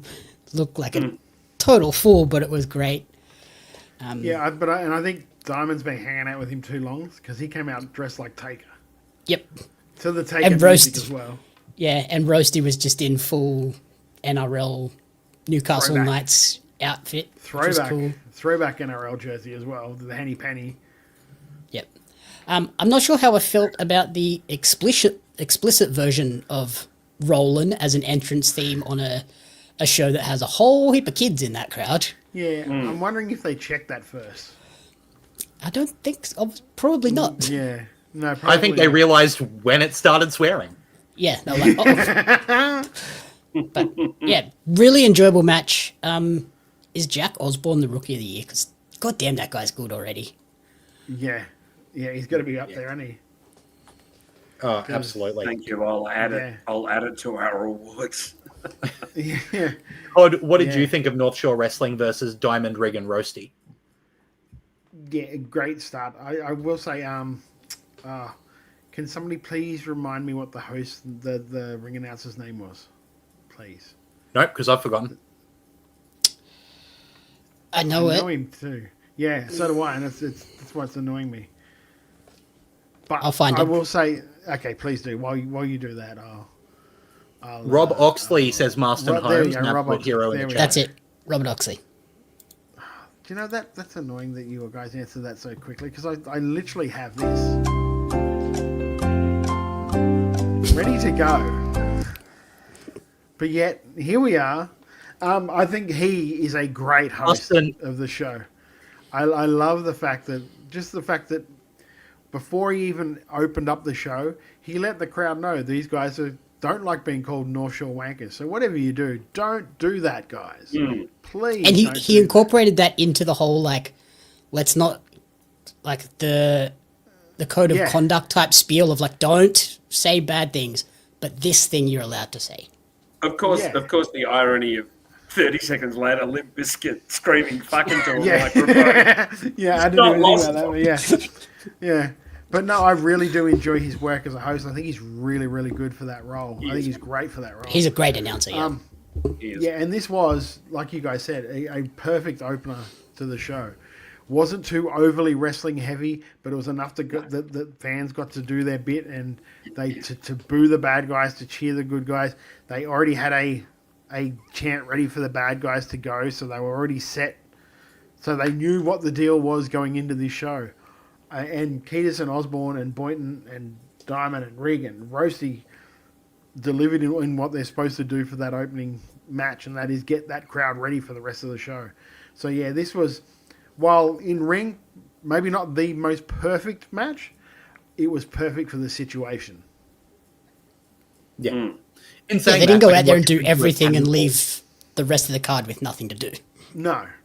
Which with Diamond he could do if he wanted to. Oh yeah, easy. Yeah, absolutely. But the fact that he didn't is also like a credit to North Shore Wrestling's style of showing you that he can and then have him not. And that gets the crowd booing them as well, right? Which is great stuff, right? Macho Man Andy Savage says, I never care about swearing. I think if kids can't understand context, they might not be ready for wrestling. But goddamn, the Limp Bizkit was jarring in the Newy Pro context. The fact that we heard Limp Bizkit twice and there, wasn't even Adam Brooks on the show. Like, that, what's going on there? That's a fair... Brooksy catching strays. I think originally Brooksy was supposed to be on this show, and the show got postponed a week. I think originally he was supposed to be working with Braxton in the main. There you go. I could be very wrong. But... The Limp Bizkit triple header we're hearing. Wowza. Yeah. Moving on. In Steel City Showdown was the first round the semi-final, I guess, in a number one contender tournament, with EC Brownie managing to get the win over Scott Green, which is a result I really like because I get worried when companies use guys like Brownie as monster heels. They run the risk of just having a huge, scary guy who gets beaten every show, and it becomes a matter of, yeah, he's big and scary. He can't beat anyone. But he is big and scary, right? And I think that I'm glad that it's not going that way, especially when you've got a guy the caliber of Scott Green on the other side, right? Who, he has the crowd in the palm of his hand, absolutely. Like, in terms of charisma, it is oozing out of Scott Green. And we're going to continue to see that in basically every wrestling company in the country. And in Survivor. And on Survivor. I think, this was a nice matchup of styles where Brownie slowed the match down to his pace. Every time Green got an opening, he tried to ramp that speed back up, but Brownie just eventually got the better of him. I really like that structure. I think this was, especially for the second match in the card, I like a reminder that sometimes being a babyface doesn't mean you will win. Like, sometimes heels are just too much, I think was a really good thing in that spot that then builds up to stuff we see later. Like, I think this was a lot of fun. Jeff, what did you think of Brownie and Scott Green? Oh, it was a good, solid match in that Brownie, he's another one who's really beginning to get some runs on the board from a national perspective. And Scott Green is, it's all show and charisma and a lot of fun. And, this was really enjoyable. They both played their parts really, really well. Completely enjoyed it. Todd, what do you think of EC Brownie defeating Scott Green to move on in the number one contender tournament? I got to say that this was an upset for me. I didn't think this was... When I saw the match coming up, I'm like, oh, Scott's going to win this because they win everything everywhere at the moment. So and Scott is like homegrown Newcastle boy. Like, well, that's where he started training, so... Yeah, so I kind of expected him to go over. So in that sort of vein, I was kind of shocked when he did. So, which is good. I enjoyed that. Like, we're not supposed to know that shit all the time. You know what I mean? So that I enjoy that. Match was fine. Two guys that have like, I don't want to say seasoned veterans because like Scott hasn't been around that long, but EC is a seasoned veteran. He has been around a fair while now. So it's good to see him finally getting some shine places. And that's purely because he's moved down to Newcastle and started training and getting more opportunity from that. I will say the result really did open up what happens later on in the card to going forward. Like, because I'm not sure, does their gimmick carry through? It's a great question. I don't think it does in Newcastle. I think they're separate entities in Newcastle. Okay. But both that heels. is very, yeah. Okay, that's very interesting then. But yeah, like, good to have. Also, when you've got the match you had the first match, and then you come out with Scott Green in the second match doing the whole that stuff, like that crowd was rocking and rolling through the first couple of matches. Yeah, they were at boiling point immediately. Yeah. And there was no Bucks party there either. So, they did really well considering there was no Bucks party to, have people stop and have a beer and a chat, Gino. That's it. Jamie, what did you think of EC Brownie beating Scott Green to move on in the number one contender tournament? Yeah, I think this was an upset for me as well, but I enjoy Brownie. I'm becoming a really big fan of him since he sort of started to get more opportunities. I saw him live recently at a rock and roll wrestling show, and seeing him live, you realize how much he works the crowd. And I was like, okay, this guy has something more than just the Jack Bonza clone, if you will, like just from the outside looking in. And yeah, this was really cool. Nice dominant win for him, and good to see someone go over in that fashion. And yeah, what happens later, the match that it sets up, that's going to be very meaty. For sure, and we'll talk about that a bit later. But first, there's an open challenge to discuss. Uncle Gat coming out to put out the open challenge. I will say I always find it interesting when wrestlers put conditions on an open challenge, especially in, local wrestling, because it does emphasize that, oh yeah, obviously they know exactly who's coming out. Duh. Because there's only so many people backstage who aren't in a match, right? So even within kayfabe, they probably know there's only a handful of people that could come out. But my favorite thing in Aussie wrestling is when somebody doesn't have an opponent and they say they want to face a real wrestler. So you're like, oh, Gavin's on this? Because Gavin McGavin came out, as he always does when someone wants to face a real wrestler, and managed to get the win over Uncle Gat in the open challenge here. I'll pass it to Todd. What did you think of Gavin McGavin taking on Uncle Gat's open challenge? Like, the match was fine. I'm confused by Uncle Gat, because I hear Uncle Gat, he comes out with a sweater with that song, and I'm like, okay, he's a nice guy. And then he cuts a promo as a heel. I'm like, okay, I don't know what the fuck's going on now. Yep. You know what I mean? That, like, Uncle Gat sounds like a friendly character. And he looks like a friendly character. Yeah. So I made Uncle Gat. And then when he comes out and just starts abusing people, like, okay, he's not. Like, the packaging is off with the product you get, I think. Gavin is great. Yeah. Gavin hasn't missed a step in his time off. Looks in really good shape, still. From personal experience, when we worked him, absolute dream to work with. Really, really good man. It has history at Newy Pro as well, which was good to think. And I love these things where you've got an open challenge and it's not just someone from the roster. Yeah. It's an interstater who you haven't even advertised as in the building or in the state. Do you know what I mean? So I really did enjoy that thing. It's something you'd like to do, but oftentimes it's hard because you want to, as a promoter, you want to promote, hey, we've got this guy in the building. Like for Wide Bay, I would love to have just Brooksy come out and answer a challenge. Can't really do that because you're bringing the dude over. You want to make sure people know Brooksy's here. I suppose that is the advantage of knowing you're going to sell a shitload of tickets anyway. Yeah, I think that's the advantage they have on this. It's Steel City Showdown sells tickets just because of what it is. And then Braxton Carter in the main event sells tickets because that's a huge match.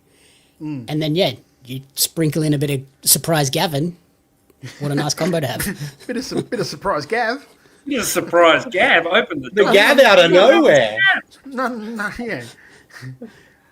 Well, Jamie, what did you think of this Uncle Gat Open challenge answered by Gavin McGavin?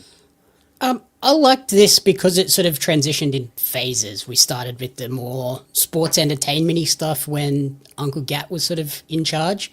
And then obviously when Gavin sort of started to take control and the technique came into it and it became a more technical match, we got that. And somehow, like, technical wrestling doesn't normally connect with a very casual audience, which is kind of what Newy has, especially for these bigger shows. But they were into it. They loved every moment of this, and I think that's all you can really ask for a open challenge match where you haven't really promoted who the opponent is, or I don't know if they even promoted that Uncle Gat would have an open challenge. It kind of was just there as an added bonus. Oh no, and the crowd were like, yes, we're into it. They did promote it. They did. Yeah. It was announced on their one of socials. But yeah, the crowd was into it, which was, like I said, all you can really ask for this sort of match. Yeah, exactly. Jeff, what did you think of Uncle Gat's open challenge being answered by Gavin McGavin? I mean, the fact that Gavin McGavin was there and wrestled thrills me.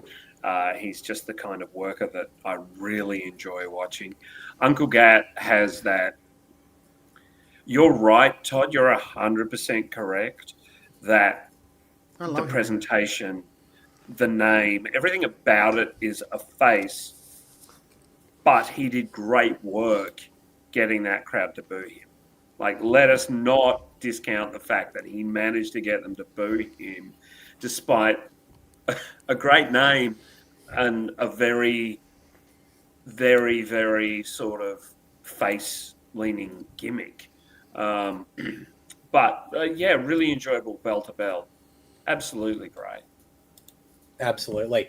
Moving on, the middleweight championship on the line in a ladder match with Matt Gage, PT Bull, Jesse Flynn, Leo Tempest, Squirrel_Collins, and Cosmo Cooper. This match coming about because the champion, the artist Leo Tempest, had retained his title through nefarious means the whole way through his reign. So all of his previous opponents got one more chance to get the belt off him, which I think is a really fun way to put a big match like this together. Leo Tempest did manage to retain and get the win, though it was short-lived because Rita Stone came out with her gauntlet and threw it down for a match immediately afterwards to beat Leo Tempest and become the new middleweight champion. Macho Man Andy Savage saying the video that explained this match was outstanding. I think this is, in terms of promo work, some of the best promo before a match that I've seen on one of these shows in a long time, just in all of Australian wrestling.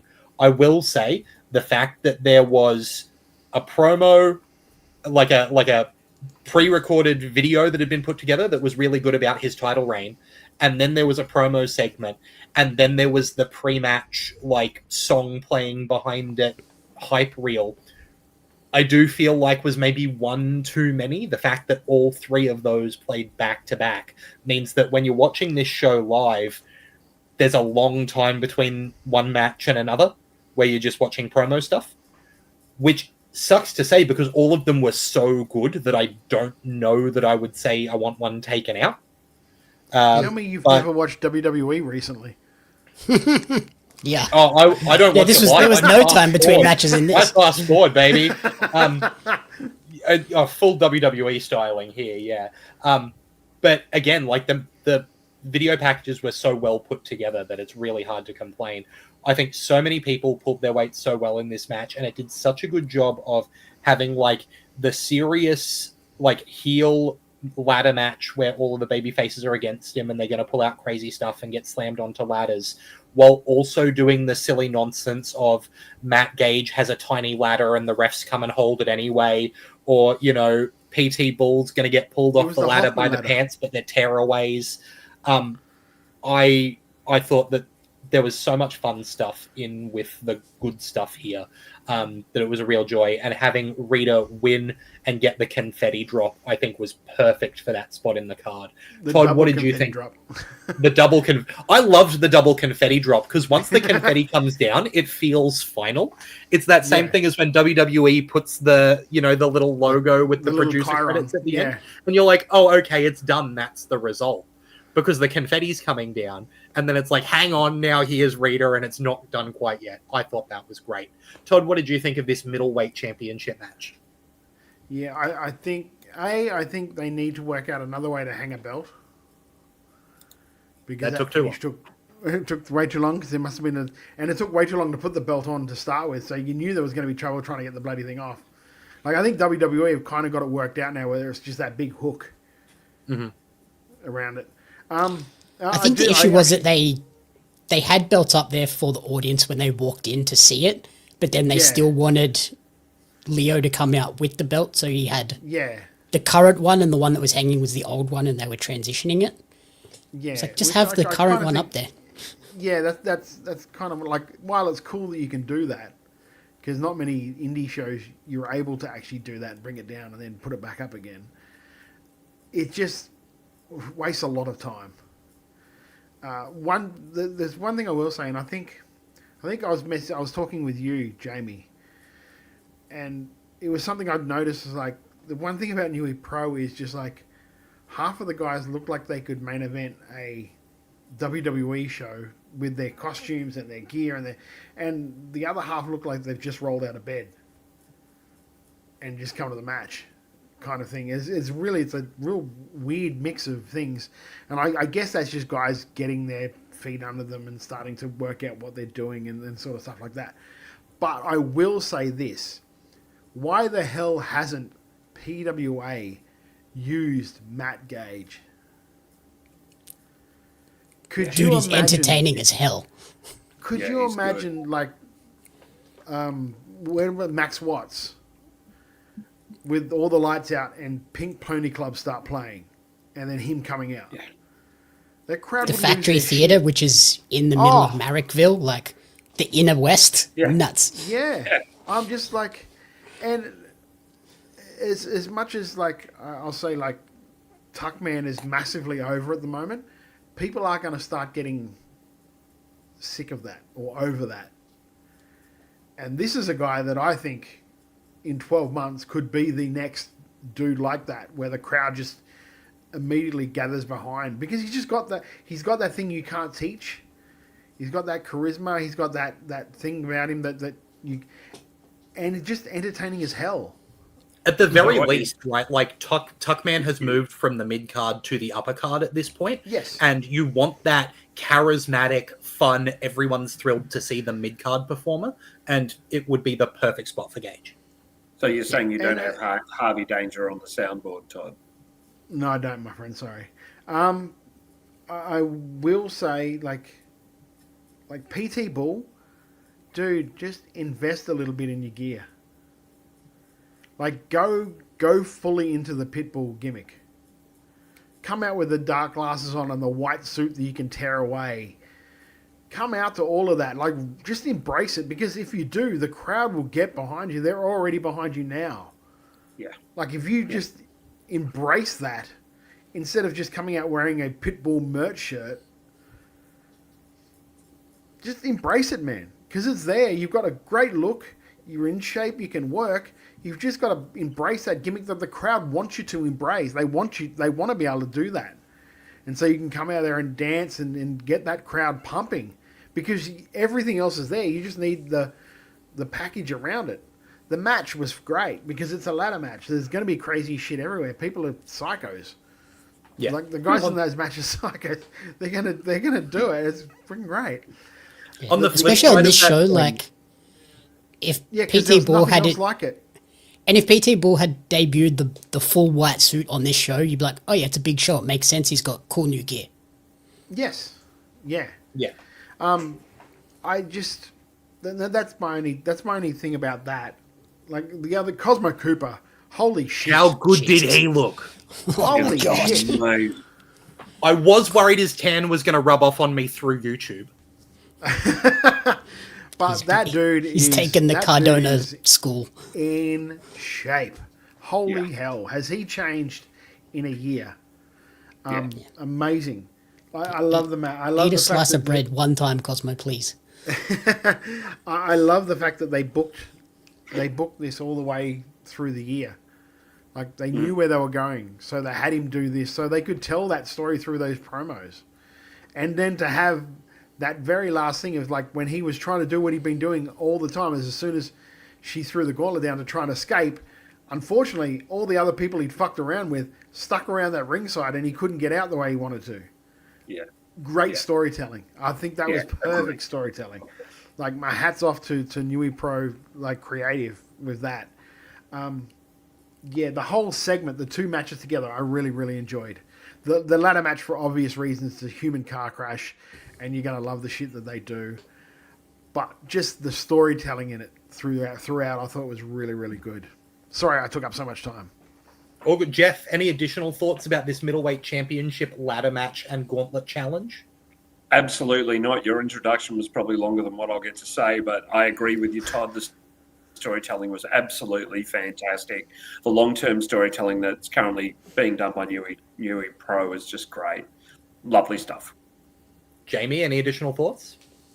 So the video package, I don't know who does their video editing for Newy, but well done, because those were brilliant. Jesse Flynn, that choke slam off the ladder onto the ladder just looked gnarly. Because, like, you broke a ladder. You don't often see that in indie wrestling. You broke a ladder. It snapped. It was crazy. And then sort of costuming-wise, I'm not a huge fan of the frilly skirt on Rita. It just... I like her older gear. Like it...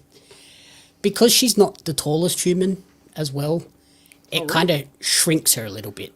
I think I liked the shorts a bit better. Yeah. And well, like you were saying... change up. Yeah. You've got to change up your stuff every now and then. And she it's at least... It's like, high quality gear at least. It's not cheap. Exactly. Yeah, it's not like she went on Temu and went, oh, that looks great, I'll buy that. Yep. You know what I mean? It's all really good shit. It's one of those things where I said half of the people look like they could be on like AEWT and AWWE with their gear. And she's one of those people.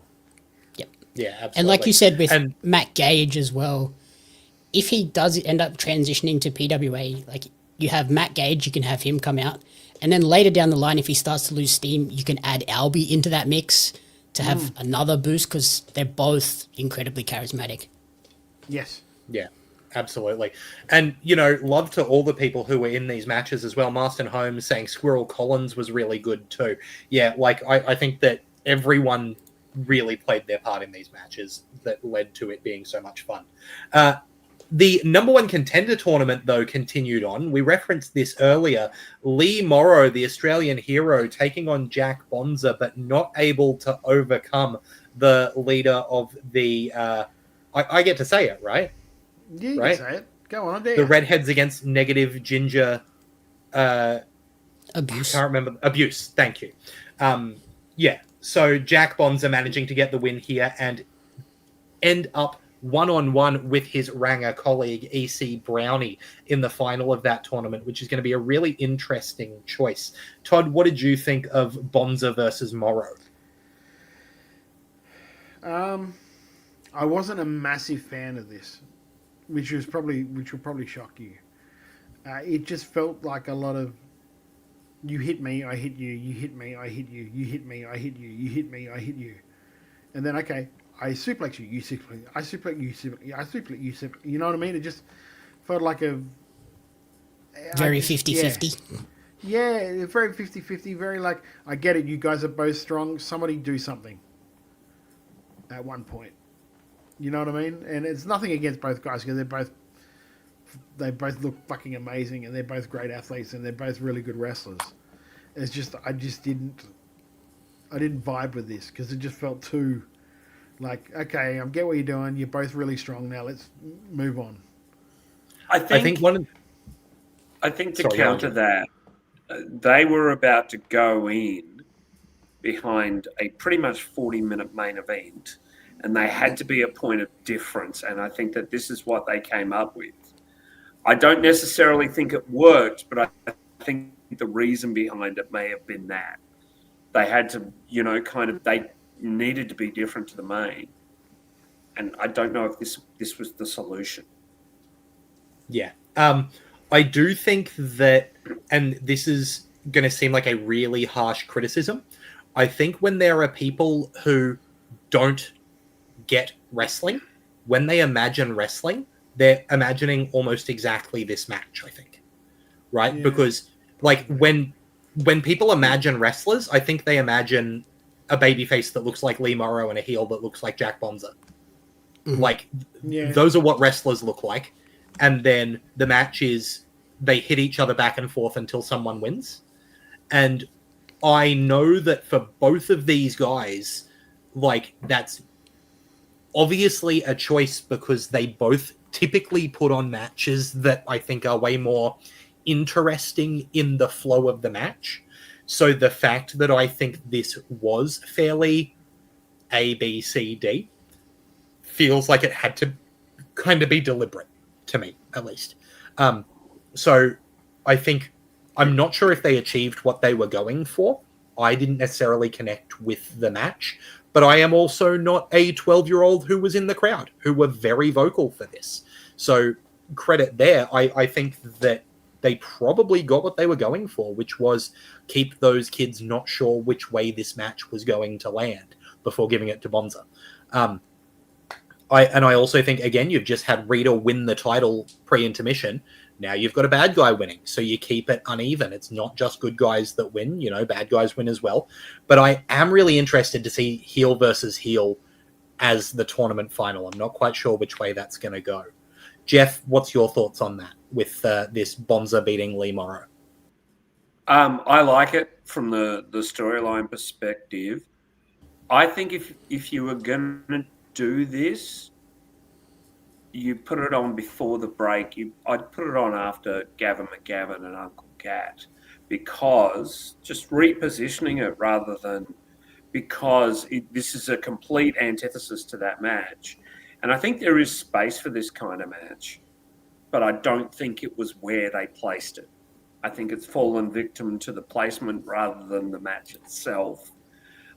Because as you said, Lachlan, you've got to go with the crowd, and the crowd were into this. They clearly thought it was working. Yeah, absolutely. Jamie, what did you think? And they're both great. Sorry. Like, Bonza and Morrow are both great. Yeah, absolutely. Jamie, what did you think of Bonza and Morrow in this number one contenders tournament? Yeah, I just thought it was, a very straightforward TV heavyweight match. Like, it was, here's 10 minutes of TV heavyweight wrestling to give us that buffer between crazy ladder match and then sort of your PWG-esque main event. So it's like, strip everything back, keep it nice and simple. It worked. I've seen a lot of Lee live, but it wasn't until I sort of got to see those close-ups of the cameras on his face where I realized just how good he is at selling things, because he was convincing me that every single thing that Bonza was doing to him was just agonizing. So I got a newfound appreciation for what Lee Morrow does. Absolutely. Macho Man Andy Savage in the chat asking Jamie, because you're the person who would have been to the most, like, PWA stuff out of us, asking if the ginger stuff seems to be over with the crowds, because on streams it feels a little cheap and lame. I think it was initially, and then when they kind of lent into it, it became like, oh, it's a gimmick now. Like, it has gone into the, it's just part of the show now, whereas initially it was like, oh, this is actually, like, annoying Bonza, and now everyone's like, oh, it's just part of the show. Yeah, I know that when PWA was up in Queensland and Bonza did the Ranger thing, like, it definitely gets that reaction, and Todd's implying that he was about to say exactly the same thing. Yeah. Like, you it do feels get like a that. very house show gimmick. Yes. Yeah. And I think that when you're doing the one-off shows, it gets the crowd in straight away. I don't know if, for example, the PWA crowd, who is a very bought-in crowd who goes to those shows over and over, and you can see that they have investment in the long-term stories, I don't know if it's a gimmick that's necessarily for them.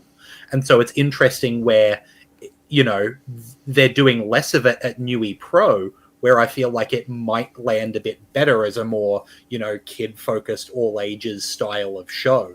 Like, I think that Ranger thing might have a bit more juice. So that's interesting. Yeah, like the PWA shows, it works best at the Mounties shows. Yes. Yeah. For the Black Label shows, it's kind of like, we're adults, this is kids' humor. Yeah. Yeah, absolutely.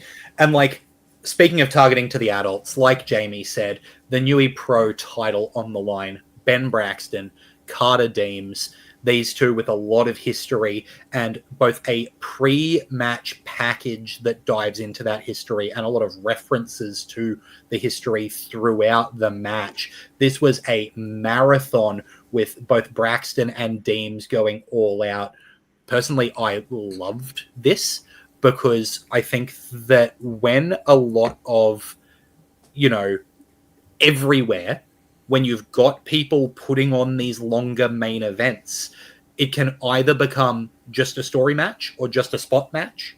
And this did a really good job of threading the needle and have them doing crazy stuff, but all of the things they were doing be justified, be callbacks. Now he's doing the other guy's move. Now he's doing the first guy's move. Now he's reconsidering this move because it injured him, but he hits the finish off the top for the... I thought this was fantastic. I think having Braxton retain here was, you know, we've been talking about the anointment of Braxton for some time as a top guy. Newy has bought in on Braxton, you know, which it's shocking other companies haven't in this way. Newy bought into him so much that he's undefeated in City Hall, which is a wild stat. That's wild. Macho Man Andy Savage in chat saying, you know, a month ago I thought you guys overrated Braxton a little bit. After this and Riot City, I was a bellend, says Andy Savage. Like, that's he's delivering 110%. Yeah, like that's where it is. Carter Deems is a machine. Like, he is just good. And you can see the people he's worked with have, like, it goes both ways, right? The people who have become successful are not, you know, weren't just better than Carter and taking him along for the ride. Like, it was a working relationship. You can tell that he is good. And I don't know how much of the sequencing of this match was up to Carter, but whoever was organizing this was a genius. I thought this was absolutely phenomenal. Jeff, what did you think of Ben Braxton and Carter Deems? I fucking love this. I really did. I've watched it twice, and despite its length, because I was like, okay, I'll watch it once. This is amazing. I watched it the next day and went, let's see if I can actually sort of, you know, fault anything. And it's damn near perfect. It is a bit long, but boy, it's good. Carter Deems is so good. And, you know, we have all spoken at length about Braxton's got to be a deal. He's got to be. He's just got to be. You can't be that good and not be a deal. Like about 4 months ago, Todd, you mentioned that he wasn't quite gelling the stuff between the moves. He's got that down now. He's got it down. He's there. And it's great to see. And I thought this was a wonderful match. And just really nice that no one was a clear heel. No one was a clear face. It was a match. And you can do that occasionally and people will go along for the ride. And they certainly did in Newcastle. And I really loved it. But on top of that, like, when the crowd started leaning towards Deems, Braxton went, okay. He didn't change who he was, but he did a slightly more heel version of the performance. He lent into the arrogance of, I'm the student who's surpassed the master now. Yeah. Brilliant. Yeah, really nicely done. Marston Holmes in the chat saying Carter and Brax are guys I've looked up to since I started training. Carter has done a lot for me, taking bumps for me to try things and giving amazing advice. And seeing him back made me smile so hard. I'll get to Macho Man's question in a second. Jamie, what did you think of this Newy Pro title match between Braxton and Deems? I'm a PWG guy, so this was my shit. Like the finisher spamming, using each other's moves. The finisher that they actually hit was insane. I loved that. And yeah, I just love the whole like student surpassing the teacher type thing. And having spoken to Carter about the injury and the comeback from the injury and like that down period where he was really struggling emotionally and mentally from it, to see him get to come back and have this match. And the thing that I absolutely love the most was there's the finishing shot after Rita comes out to celebrate, and we see Rita and Braxton on the ropes with the two belts, the two biggest titles in Newy, and Carter's sitting in the background leaning on the bottom rope. It was just that awesome passing of the torch moment of Carter sitting there looking up at his two greatest creations that are now going to take the reins and lead this company into the next era.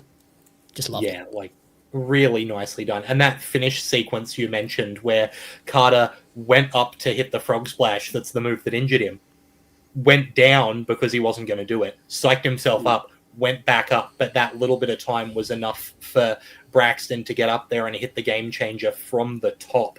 Like, just good stuff. For Carter to be willing to take that after the injury that he had as well shows how much faith he has that Braxton will hit this and I'll be totally fine.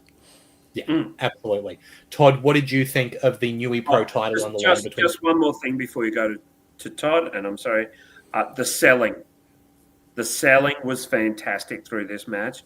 They actually maintained a dimension of, oh, my arm's hurt, or this has happened, or that's happened. Just great. Just great.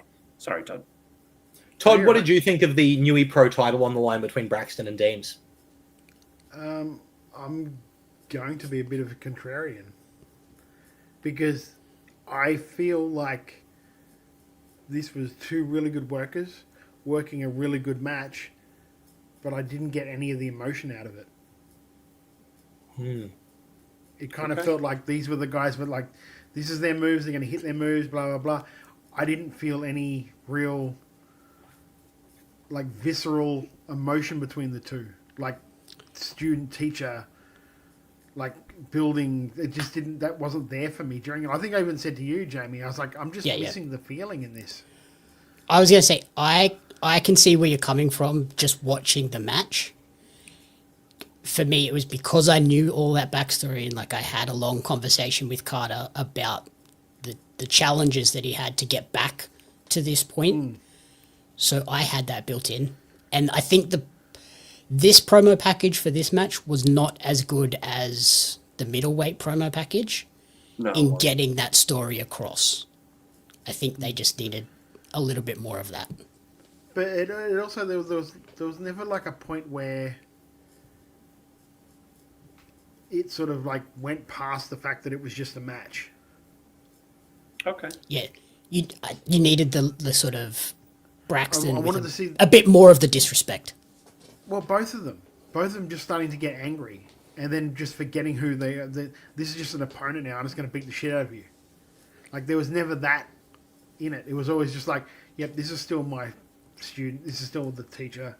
Like I'm going to show him. I'm going to show. There needs to be a point where they raise the stakes enough that is no longer an issue now. These are two guys on the same level fighting, and they want that prize. They want that championship. It's not about like this guy's my friend. This guy's at the end of the day, it's about having that big gold belt. And I never felt like they went past that. And maybe that's to come. Maybe that's to come now. But in this match, it felt. You know what it felt like to me? And this is in no way indicative of what the match was like. The match was great, but it felt like the Usos at WrestleMania. I wanted to see these. Well, I'm saying the match. I'm not saying the fucking the match was the same, where it was just fucking them super kicking the shit out of each other for 10 minutes. I'm not saying that. I'm saying it was the fact that they were two brothers getting that ring with each other. There should have been some built-in emotion, whereas it just didn't feel like there was, for me. Even just a moment where, because Newy have the belt ringside, like sitting there ringside with Robert, maybe just a moment where they walk past it and they both sort of stop and look at it and go, wait, this isn't about us, this is about that. Yeah, and just like, there comes a time where, like, in a certain part of the match, you forget who you're across the ring with, and this is just a person standing in your way. And I never felt like it went past that. It always felt like they were still knew who each other was, if that makes sense. And it was never like, there was always still that little bit of respect there, where after a while that should just go and they just want to beat the shit out of each other. In mood, nothing changes in the match, but the emotion is there. There wasn't really a point, I guess, where it like stopped being wrestling and started being like them just standing in the middle of the ring throwing slugs back and forth at each other, you know, like where you can see the whites of their eyes and they're just beating. Like maybe that would have been the thing that pushed it over the edge for you. That's what I'm saying. It felt like, okay, we're going to this bit now, There was never really like, this is where we're just going. Yeah. I understand that, and I would be really interested to see if anybody else feels that way. So if you haven't seen this match and you want to tell us what you think, great. You can head on over to YouTube and watch Newy Pro's Steel City Showdown right now. You can see those really excellent video packages that got put together. You can see this main event that a couple of us loved, and Todd thinks maybe the emotion is not quite there. You know, you've got all of that like open challenge stuff with Uncle Gat, having Gavin McGavin. There's a lot to talk about with this show. So either grab the link from the description of this podcast or head on over to YouTube, search for Newcastle Pro Wrestling Steel City Showdown, because it is free on YouTube. And, tell us what you think. You can contact us as well. Got on our social media, Wrestle Radio Australia, where Wrestle Radio AU on all your socials. And there's a lot to tell us about, because not only were these two shows that we've talked about tonight excellent, there's so much wrestling coming up around Australia that you need to get around. Jamie? With this Newy show as well, I just wanted to point out, like, this is Newcastle City Hall is my favourite wrestling venue in the country. It looks nice. Incredible. One thing I would love to see them maybe try is AEW, when they do those smaller venues where they have the stage, the hard cam is up on, like, built into the stage. I wonder if they could maybe do something like that where the hard cam is under that screen where they have the like promos playing and shoot out that way, so you can see the balconies and how like layered that venue is. It would be nice for that as a glory shot, not as your hard cam, because then you're thinking those wrestlers are just going to be working to that the whole time. Yeah, that's true. And so the majority of your crowd is just getting the back. Yep. Which is basically what you're watching with an AEW taping. Yeah, that's true. Yeah, very true. Yeah, just one shot from up there, like maybe for the Robert Oxley intro. Yeah, film it from the stage out. So we can see what that whole crowd looks like. 100% you get like that, but I don't think it's having that as your hard cam shot though. Yep, that makes sense. Yeah, but that's much of a muchness really, because the fact that it's so high quality and free on YouTube is just wild, right? Like if we're talking about, hey, can you get this one glory shot? It shows that the production for Newy Pro has really gotten to a high level. So that's excellent to see. And I'll tell you where else production is at a really high level. That's MCW. And they've got Endgame coming up on December 7th at the Melbourne Pavilion. You can get your tickets at mcwtix.com.au. That's mcwtix.com.au. Now, I do know that I think it's the Gold and the VIP have already sold out, so you can't get them. So if you want tickets to this show, get amongst it quick, because this lineup is beyond stacked. Check this. MCW tag team title ladder match with Water Rapids, the champions, defending against both the Natural Classics and the Dropouts. You've got a fight for freedom with Lucky O'Leary versus Lucas Fantasia. You've got the Inter-Commonwealth title on the line with Adam Brooks defending against Ricky South. You've got Jarvis versus Tommy Knight one-on-one. There's a 15-man battle royal. And there's also the vacant MCW World Championship on the line in a 4-way match that is one of the most stacked title matches I've seen in a long time. Robbie Thorpe, Matt Hayter, Slex, Edward Dusk. That is, man, pick 'em. Like, there's no way to know who's winning that. Any of those four could walk out with the title. It's going to be a huge show. So if you're in Melbourne, get along to the Melbourne Pavilion on December 7th. Once again, mcwtix.com.au. And then the other big show coming up at the end of the year in EPW is Reawakening 24. That's on December 13th at Willetton Stadium in Perth. The main event for that, James Hartness defending his EPW championship against Marcus Pitt in a steel cage, is going to be crazy. On top of that, you've got, Damian Slater versus Marcus Pitt in the semifinals of the EPW Invitational, as well as Mikey Broderick versus Solomon Blackwell in the semifinals of the EPW Invitational. You've got the final of the EPW Invitational. Could it be Slater versus Blackwell to keep that thing burning? Could it be Broderick versus Pitt in a continuation of their story? Could it be another combination? Who knows? We'll be excited to see it. There's also going to be the EPW. Is that a typo? Yeah, it's a typo, mate. It's not Slater and Pitt, because Pitt's in the main event. Yeah. It's Slater and Fantasia, mate. Slater and Fantasia. Oh, I'm sorry. I said Pitt every time, and I meant Fantasia. Just copy-paste Fantasia over Pitt there. My mistake, guys. But there's... Great. Good stuff. Did Todd do that on purpose? That makes it a real downer for now when I say the EPW. Bad jokes.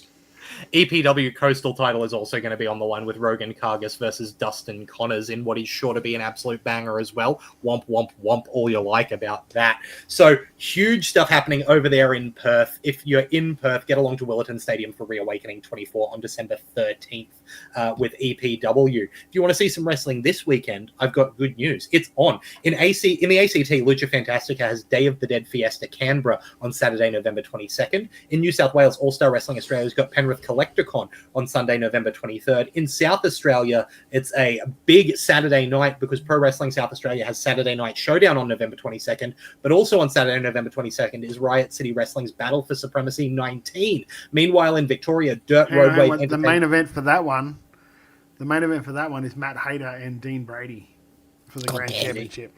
Jeepers Creepers. So that's going to be a big show. Really big show. That's going to be nuts. That's going to be nuts. And I think also CBTM against Banjo and Party Guy Ty in a tables match. Woo! We've also got in Victoria Dirt Road Wave event Rock and Roll Wrestling on Saturday, November 22nd, and in Western Australia, EPW School of Pro Wrestling's Date with Destiny on Saturday, November 22nd.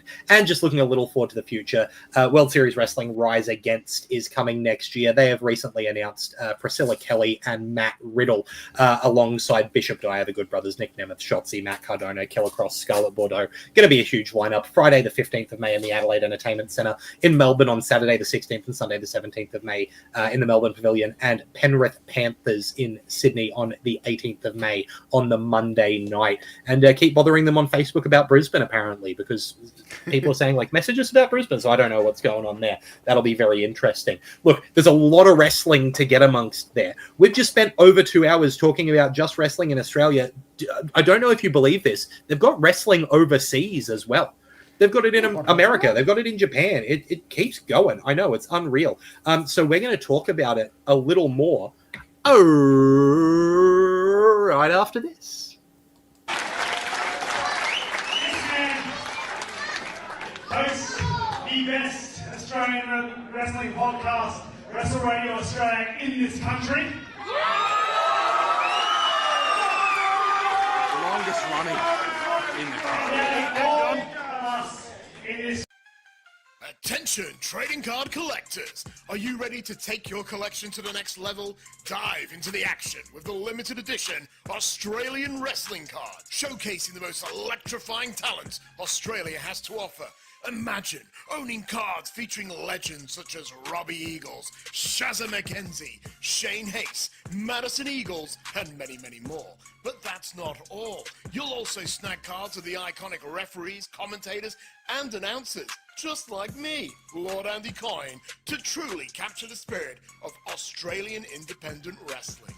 and as our homegrown talent continues to dominate the world stage, Ozres cards are destined to become hot commodities. Not only will you be owning a valuable piece of wrestling history, but you'll also be supporting the amazing wrestlers and talented photographers behind the magic. So don't wait. Grab your Australian wrestling cards now at pariomagazine.com.au/Ozres cards. Order today and kickstart your collection with a bang. Boys, good. Get in here. Wait, well, hold on. What is he doing here? He's supposed to be suspended. He's here because of the work I've had to put in and the allegations that you've put against him and his USADA test. All right? Allegations? What are you talking about? That's cold, hard proof. Exactly. Proof. And I've had to put a lot of work in to get this. What? What are you even talking about?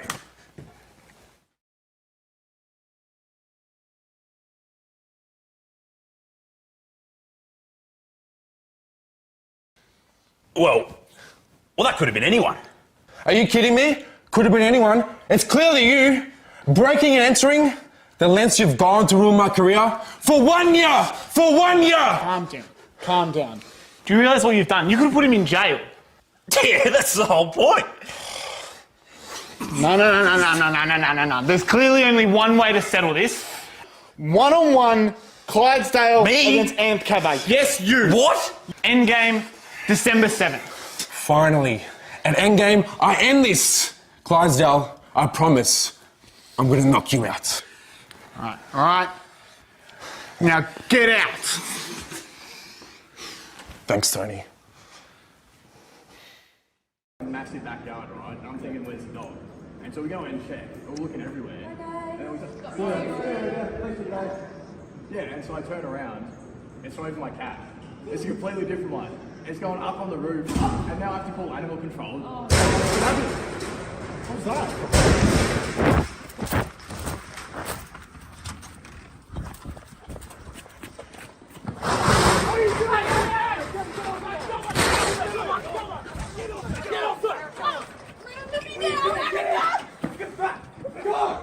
Go! Are you good? Get up. Does someone have their phone on them? Are you bleeding? Oh, yeah, right. Bleeding? Yeah, good pressure. Okay. Pressure. Hold. Okay, Erica, do you know where you Right, are? grab a first aid kit.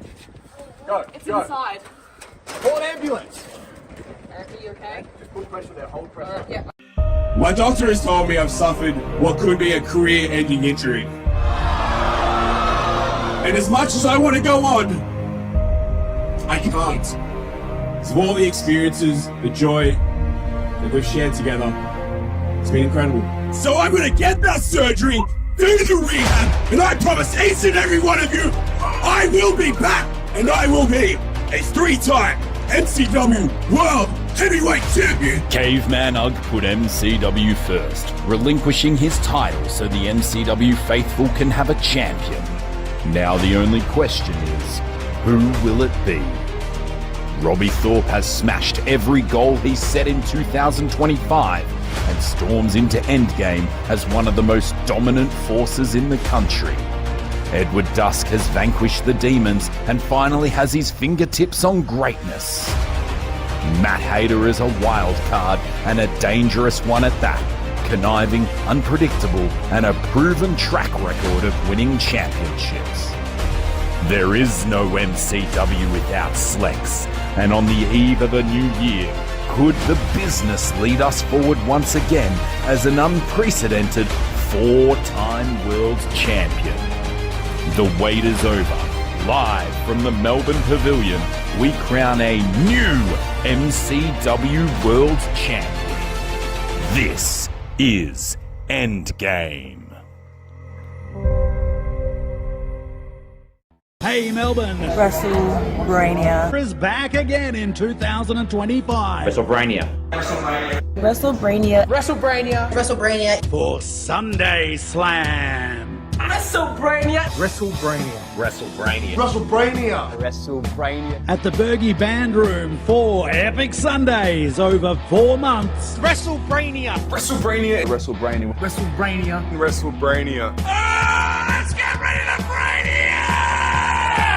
Starting at 7:30 p.m. August 31st, September 28th, October 26th, November 23rd.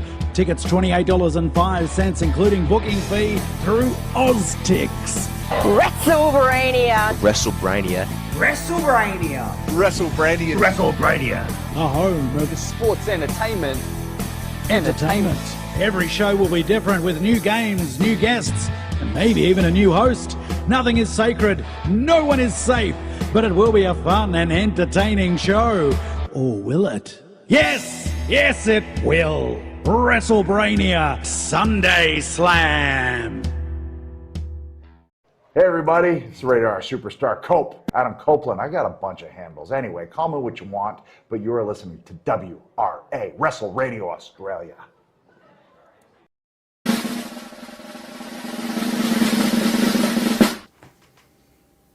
Welcome back to Making Chicken Salad, the Wrestle Radio Australia show where we talk about everything going on around the world of wrestling. It's fun though, isn't it? It's just too much fun. Look, we have got a couple of... We're having fun. We're having fun. We've got a couple of big shows coming up overseas with WWE Survivor Series War Games coming up on November 29th. Let's take a quick look at the card so far. The men's War Game match is set with CM Punk, Jey Uso, Jimmy Uso, Cody Rhodes, and Roman Reigns set to take on the team of Logan Paul, Bron Breakker, Bronson Reed, Drew McIntyre, and Brock Lesnar.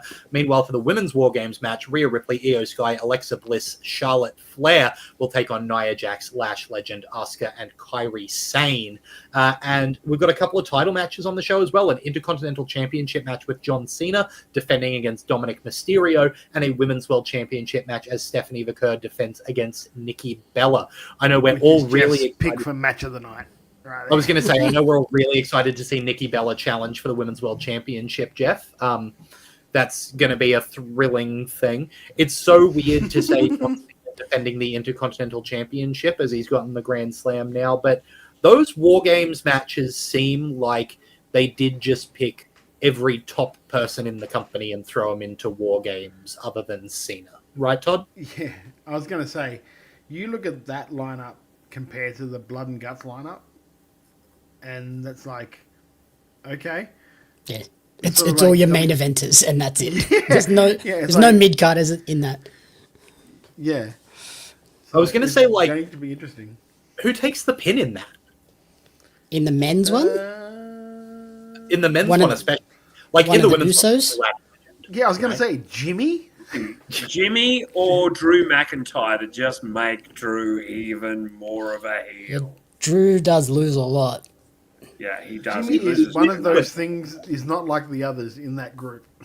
in the women's. Yeah, but what a wonderful, wonderful vote of confidence for Lash Legend. Like, just beautiful. Beautiful. Meanwhile, on the... Sorry, go on, Jack. I was going to say, I think it just illustrates how much the company believes in her at this, even now, as a go in there and just clean up shit like a big heel.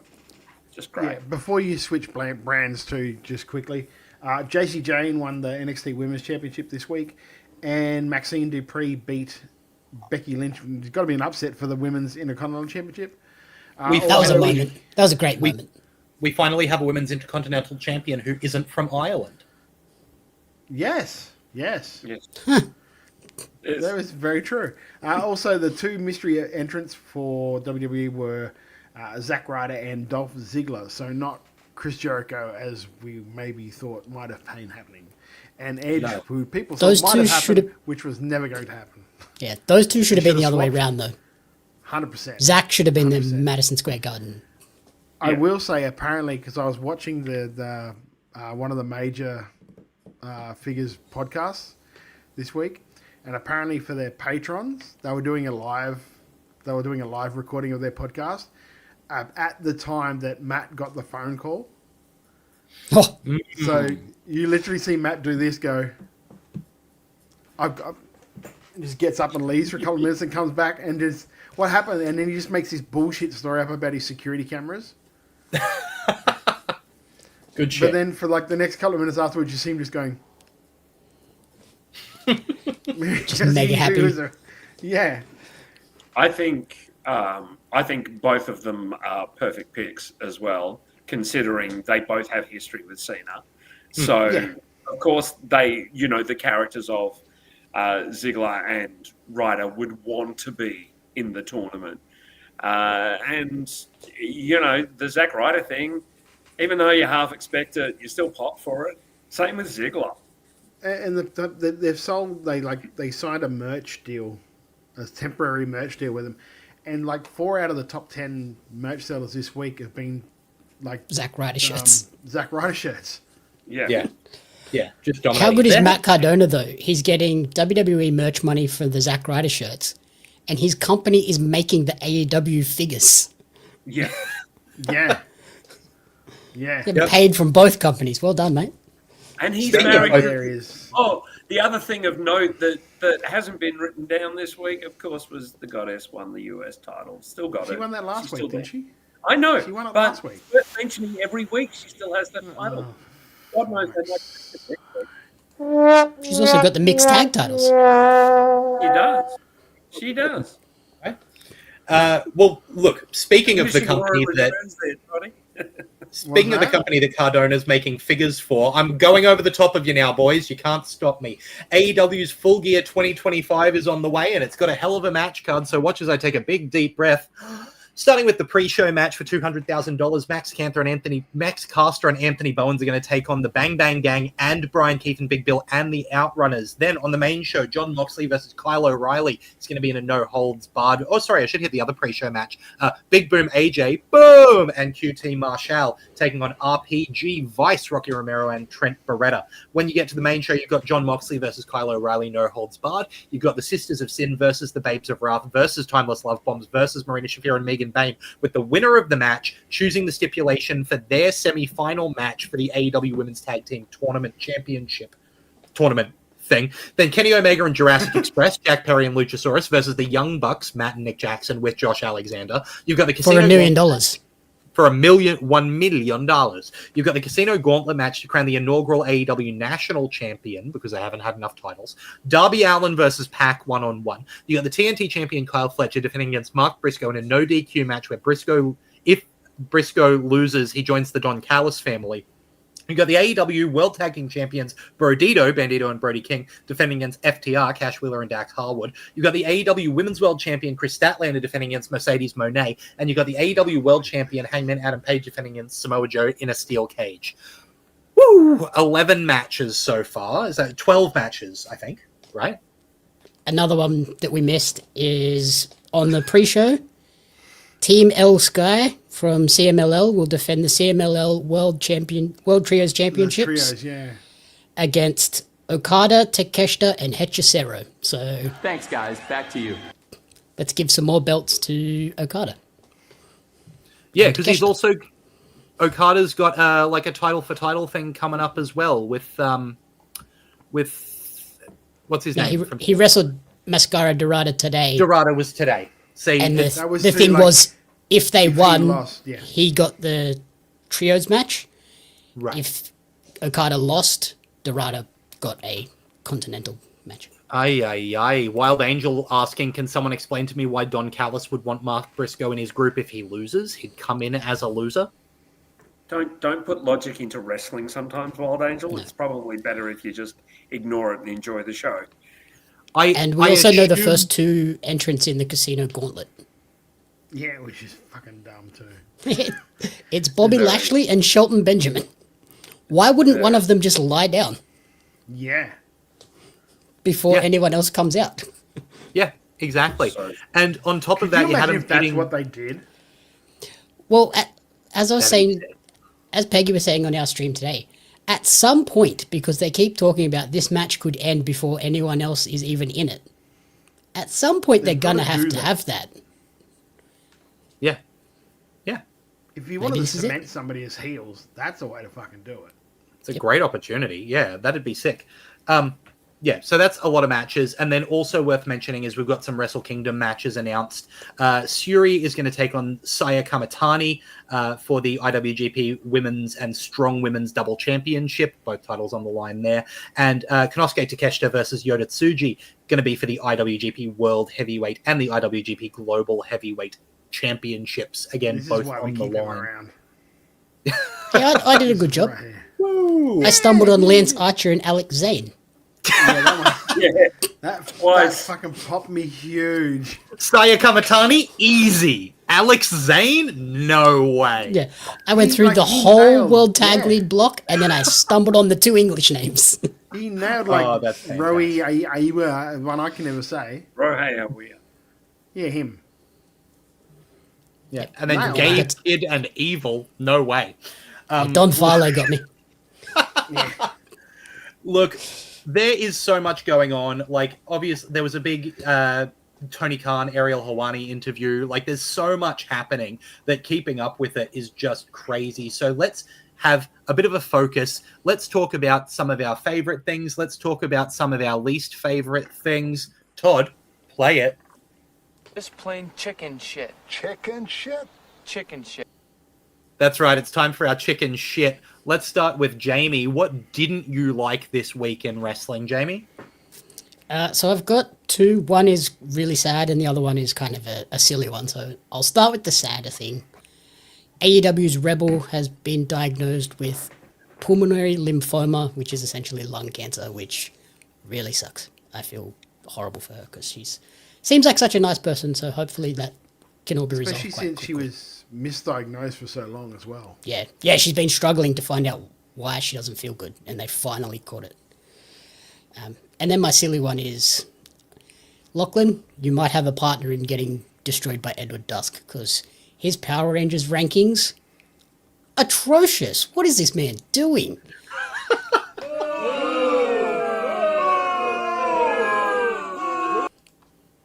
He didn't even have the Mighty Morphin Power Rangers in his top 5. What? Yeah.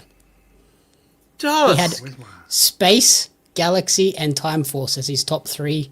The Mighty Morphin didn't even make top 5. I was like, what are you doing? Time Hard Force is disagree. underrated. RPM also underrated. Anyway, Jeff. I need a Thanks. nerds fucking thing here. You guys spoke Klingon for about the last 10 fucking minutes. Now it's time for someone to... You don't know who Megan Bain is? Yes, I know who Megan Bain is, but nonetheless. My chicken shit, I mean, I don't want to see Nikki Bella wrestling anymore. I don't like Stephanie Vaquera is amazing, so good. I don't even know if she can get a good match out of her. Because, like, even in her prime, and it's an unpopular opinion, I will concede that, but even in her prime, she was not great. And now we're going to get this. I just hope it's over quickly. If anyone can carry her, it's Stephanie. Oh, yeah. That's true. That's Very true. It's a chicken wet fart for me more than a shit. Because I was also going to mention Rebel's diagnosis, but Jamie, you did so eloquently, and that's just horrible. And we hope she's okay. Our thoughts are with her. Absolutely. Todd, chicken shit? I got like 3. I have multiple shits. I had some curry. Little rabbit First poops? one is they like Mercedes Moné won the Ring of Honor interim television championship, and then Red Velvet, who was the former or the current former, whatever you want to call it, Ring of Honor television champion, cleared to wrestle. Where do you think they would do a Ring of Honor television championship unification match? Ring of Honor television Ring of Honor television championship, a Ring of Honor television champion. It was on Dynamite. It was on television. It was on fucking Jesus. It wasn't Ring of Honor television, but it was television. No, it wasn't Ring of Honor channel. Yeah, Jesus. And it was Wasn't even Ring of Honor pay-per-view. They could have built it to their end of the year show. Yeah, and it was the 3rd hour of a 3-hour show that is probably the least viewed. But it was in Boston, and it was on television. Good fucking luck to her. Anyway, my other one is while it was awesome to see, like Zack Ryder, Dolph Ziggler, surprise entrance. People didn't really know. Like, it was a really well kept secret because nobody really knew who these people were going to be. Would have been better if one of them could have actually won a match. Yep. Like, have them go through to the next round as a surprise. That to me is a surprise because I never all the surprises at one lost. point. Yeah, I never at one point expected them to win those matches. Like Ziggler, I thought maybe he's got a chance because I could see Solo Sikoa losing a match. I could not see LA Knight dropping a match in the first round. First round match to a guy who hasn't been in the company for years. Yeah. To be fair, LA Knight has got himself in some hot water. Seemingly. Oh, for that sign? Yeah. Really? Is that big a deal? What sign? Sorry, So a couple of weeks ago during his entrance, he grabbed a sign out of the crowd that said, "We want LA Knight." And then in the preceding couple of weeks, he either wasn't on TV at all, had a Netflix ad break promo that got cut off midway through, and then he's back on TV for this match. You got Killer Cross. Yeah, he was in the doghouse. And there's footage of like them reacting to it, and they do not look happy in the back. Oh, okay. Is that actual footage though, or is that just something that they've spliced from something else? It could be spliced, but I saw it and I was like, "Oh, that doesn't look great." Yeah. And my third one is I guess it's just a wrestling in general, like chicken shit. If you know for a fact, like a wrestler is not going to be on your card, or a wrestler is like pulled out, don't fucking advertise that they might be there. That is so fucking carny and low rent. It's not funny, and it's just you're taking advantage of your punters. You're taking advantage of your fans, people that pay the money to see a certain wrestler rock up when you know good and well that there's no chance that person is coming to your show. I just think, like, if you're doing that as a promoter, pull your fucking head in. So, yeah, that is my. He tarnished the reputation of the performer as well. Chicken shit. Yeah, because it's not on them. Because, like, for all we know, the performer could be getting like messages from people. Why weren't you there? You were advertised. Why weren't you on that show? Like, hey, I told the promoter I wasn't going to be there a month ago. Before they put up the graphic. Ridiculous. All right, I'll get mine in nice and quickly. Months ago, a chicken shit was Brock Lesnar coming back. And then a chicken shit was Brock Lesnar destroying John Cena for seemingly no reason. And the possible justification that we gave it was maybe this pays off when he comes back and somebody who needs the momentum gets to beat Brock Lesnar. And it is time for that to come true. He could get beaten by such young up-and-comers as the Usos, CM Punk, Cody Rhodes, or Roman Reigns. Why is this man on my television? Make him go away. I'm sick of him. I'm sick of him. He doesn't need to be here. He's not contributing anything. I don't want to watch him wrestle. I find him boring. He's against a bunch of people who have beaten him or don't need to beat him. What a waste of time. What absolute chicken shit. This might annoy you, but he sells tickets. That's why he's there. If he didn't sell tickets, they wouldn't bother putting him on there. That's part of the chicken shit. You asked the question. Like, I hate it. You asked and he the gets question, press. so that's the answer. Yeah. And also people in America probably haven't looked in, like wrestling fans probably maybe haven't looked in as deep to some of the accusations about him. So, you know. Man, what was it say? Something like 20% of the country are on X. Food stamps? Oh, no, well, 20% of the country are like on X. And how much of that 20% are wrestling fans that are that deep into it that they know everything that's going on? There's not that many. Okay, like but regardless of any of that shit, audience, we're not. No, I totally understand what you're saying, Todd. But regardless of any of that, he's boring as batshit. I agree with you. I don't want to see But it. there are people that love him. Yeah. I don't want to Drawing see his him. back for you. I know what I'm saying. Like, I know Yeah, exactly. he sells tickets and they get coverage on Sports Center and ESPN. Yeah, you don't like him. You find him boring as batshit. Like a lot of people don't like lucha, and you love that shit. Yeah, that's true. Flavors of ice I am cream. happy- I have a very, very good friend of mine in Perth who does not like Kurt Angle. I don't know how it's possible. I've ever heard. Yeah, I don't know how it's possible. She does not like Kurt Angle. She will not have a bar of him. And I'm just like, he's one of the greatest to ever do it. But you can't, like, there's no horses for courses. Yeah. I get that. There is a but if- wrestler on the Pro League roster who absolutely loves Brock Lesnar. I'm not going to out him. I'm really excited for all of those people, and I've got really good news for them. If they're excited to see the match he's about to wrestle, he's wrestled exactly that match 20 times over the past decade. You can watch all of them. They're the same match. He hasn't done it in the War Games, though. Yeah, it's not War Games though. It's different. Is he going to do anything different? He might F5 someone into the cage. He will F5 one person into a cage and he will German suplex one person into the cage, and that's going to be the He difference. may do the shooting star press. Not Now a chance. that I'd pay money to see. Off the top of the cage. Full That would be my- Kurt Angle style. You know what that would be? That would be my chicken salad. Todd, play the This play the chicken clip. salad really is the bomb. Yeah, hell yeah. Jamie, what's your chicken salad for the week? My chicken salad for this week is Grayson Waller just trolling the hell out of Chicago by appearing at the NXT house event, appearing with CM Punk's entrance music and fully leaning into the entrance, and then revealing that it is Grayson Waller and they wanted to rip his head off.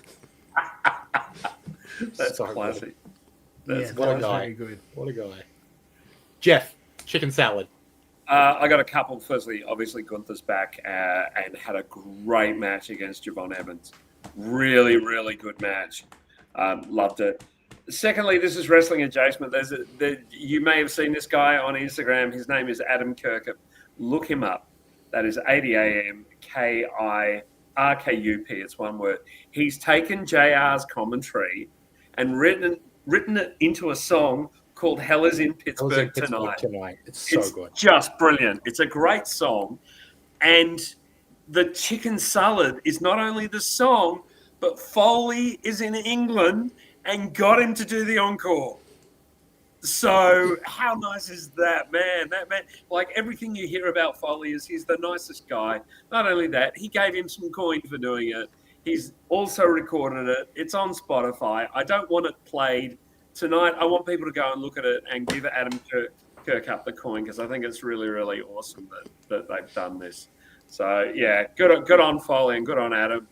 He's like people are reaching out to him on Insta and he's pretty overwhelmed right now, but he's absolutely brilliant. I'm waiting to see what he comes up with next. But check out Hell is in Pittsburgh Tonight. It's really It's a good little folk tune. It's really good. Todd, chicken salad. You know what I love about Jeff? I stole yours. Steals my chicken salad. I go, cool, I might play that song to reel out the show. Don't play the song because I don't want people to do it. What more do you want to do? What more do you want to do, mate? Say the word. Say the word, Jeff. Yeah.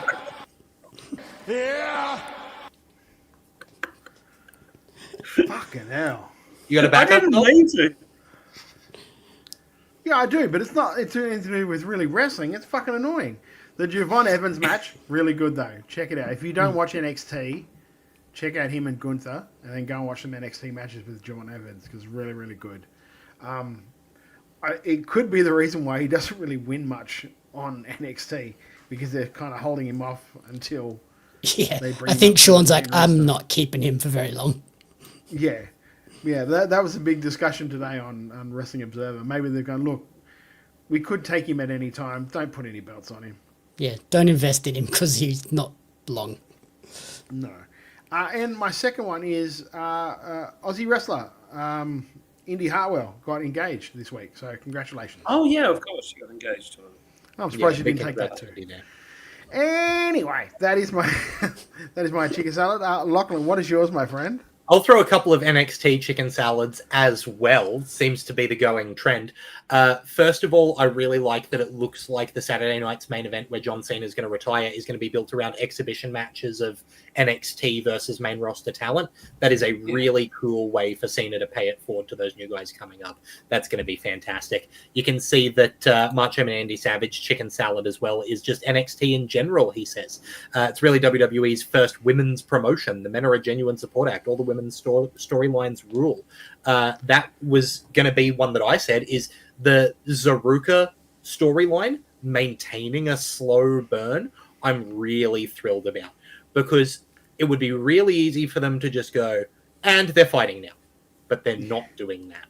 They have been teasing tension there for months at this point, and it makes it interesting.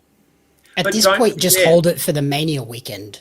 NXT. But don't forget they did something similar with Tyler Bate and Trent Seven, where it was actually the same kind of finish where Tyler Bate was hooked in by Adam Cole's group. Undisputed Era. Undisputed Era. He was hooked into a hole. And, they made a big thing of Trent getting the towel and throwing the towel in. And they never broke those two up in the end. So, they could just be seeing how fan reaction is. So, I got a question for you guys. This question is without notice. Yes. There are only 2 dates left on John Cena's deal, right? Mm-hmm. So Survivor Series and then Saturday night's main event. Mm-hmm. How is he announcing all the Gold Rush competitors for NXT? He'll do it via video. It's already happened. He announced all the what did he do it today or? They taped Gold Rush already. But what I'm saying is, does that not count for one of his dates? They're obviously not counting it if it's a taped thing. Okay. They're probably counting dates as events people can pay to come and see him. And right now, he can... Because he'd be doing media and stuff that they're not counting. Yeah, but he's always just said the dates are like whatever TVs he's doing. Yeah. And did he actually go on NXT TV and announce these things? I don't think so. I think it was just... It's probably just going to be a video package that airs. What was the fucking point of doing that? Yep. Oh, he could do it on social media. It'll get people to watch the NXT show next week. I think he had 10 minutes spare before he had to leave Raw to go to the next thing. And he was like, hey, do you want anything in this 10 minutes? And they said, can you record some pre-tapes? And he went, yep. Yeah. Right? Like, that's... That was also a chicken salad. The story about Ricky South this week. Talking about John Cena did a quick Q&A while they were in Perth to about like 10 or so of the people backstage before he went out to do his stuff. That's really cool. Yeah. So that's awesome. And it's just like, everything, a lot of the time in wrestling, it's all about, shining a spotlight on that good stuff. And that's what we try to do here at Wrestle Radio Australia. So if you're not subscribed, make sure you do it. You can go to twitch.tv/Wrestle Radio Australia, hit the follow button to get notified whenever we go live. Hit subscribe if you really like what we're doing. You can also follow us in a bunch of other places. We're on YouTube, Apple Podcasts, Spotify, Twitch, Podcast Addict. Anywhere that you listen to your podcasts, you can get Wrestle Radio Australia. And if you're on Apple Podcasts, if you can give us a rating and a review, 5 stars really helps us to get into more ears. You can find our merch as well. We're on Redbubble. You can just go to Redbubble, search for Wrestle Radio Australia, find our merch there. Proceeds don't go to us, they go to Beyond. And you're underwater. Here in Australia? Oh, come on. No, you're good. As soon as he said it, you're good. You're good. Unplugged because I went straight for it. So get our merch from Redbubble, search for Wrestle Radio Australia. You're gone again, brother. Swimming again.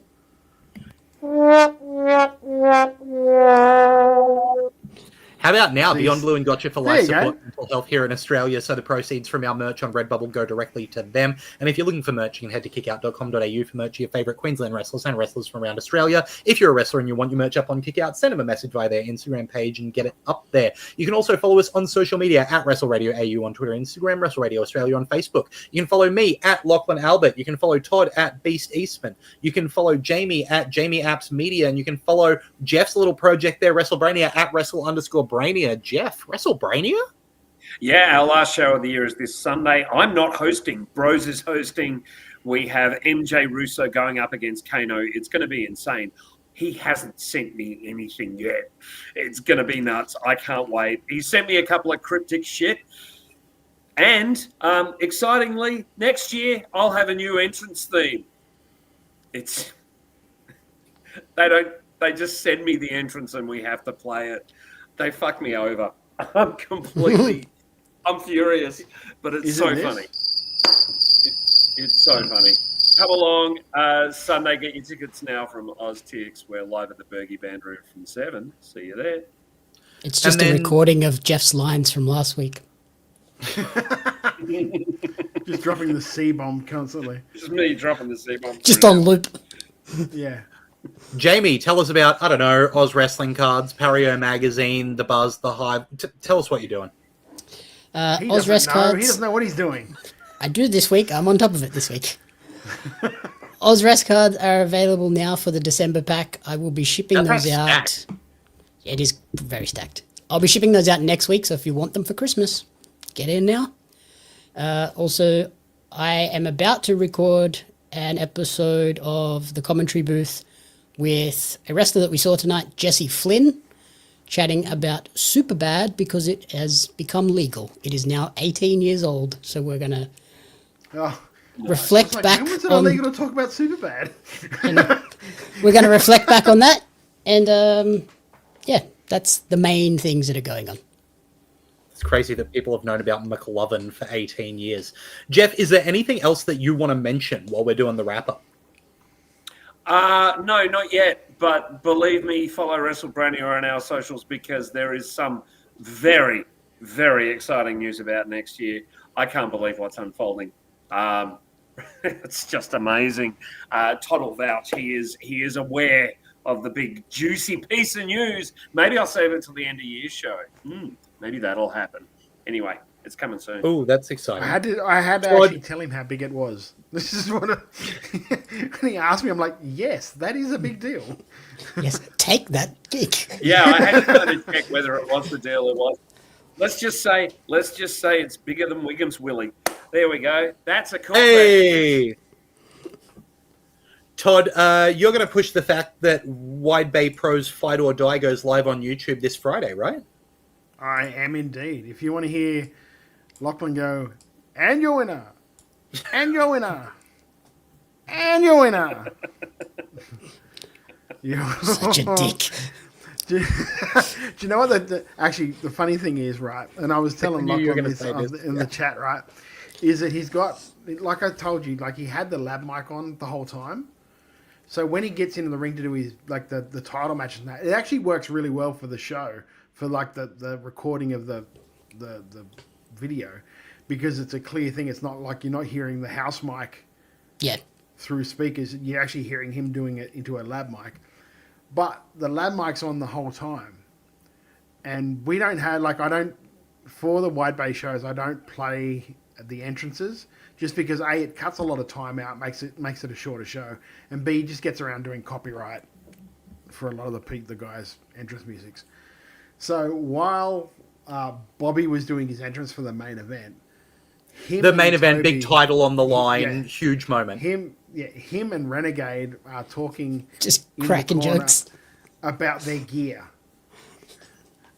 to the point of like, do you like my gear? Oh yeah, it's white. I like the white. The contrast with the baby face and the heel. I think it's great. It's great stuff. I'm just like going, I had to recheck. I'm like, am I hearing? Did this go through to? How did this? It wasn't until I realized it was the actual commentary track that I'm like, oh, I better mute that because that's going to sound shit. Oh man. Well, look, and there was another thing too. When you did the announcement, I haven't told you this one. Do you remember when you announced that Brooksy was going to be there and when the tickets go on sale? No, I don't. Okay. There's on It's the an out-of-body graphic experience. On the graphic By it the way, has if anyone's tickets. still with us, we should be talking about this, Yeah. off. We're still doing the podcast. On the graphic it said tickets on sale Monday, right? He on the mic goes, tickets on sale right now, guys. Go and check it out. And I'm like, so I've snuck out down to the other commentator and just gone, can you tell him the tickets go on sale Monday? He's going to have to do that. And like, all I hear is him sit back down and goes, Toddy's not happy. You said tickets go on sale. They go on sale Monday. He goes, oh, I didn't even know. I was just reading it off the graphic. And then I hear the guy goes, it was on the graphic. I just saw tickets on sale. I assumed it said now. I didn't read past that. You just didn't read past that, man. No. Yeah. It said tickets Ron on sale. Burgundy didn't read the whole script. What On a shock. sale. Oh, well. Look, you can see how chaotic Thursday night energy is getting to us, so you've got to come back and join us next Thursday night for Making Chicken Salad here on Wrestle Radio Australia. On behalf of Scott Eastman and Jeff Teddy and Jamie Adams, I've been Lachlan Albert. Till next time, have a good one. Tickets from OzTix. See you there. Thanks, guys. Back to you.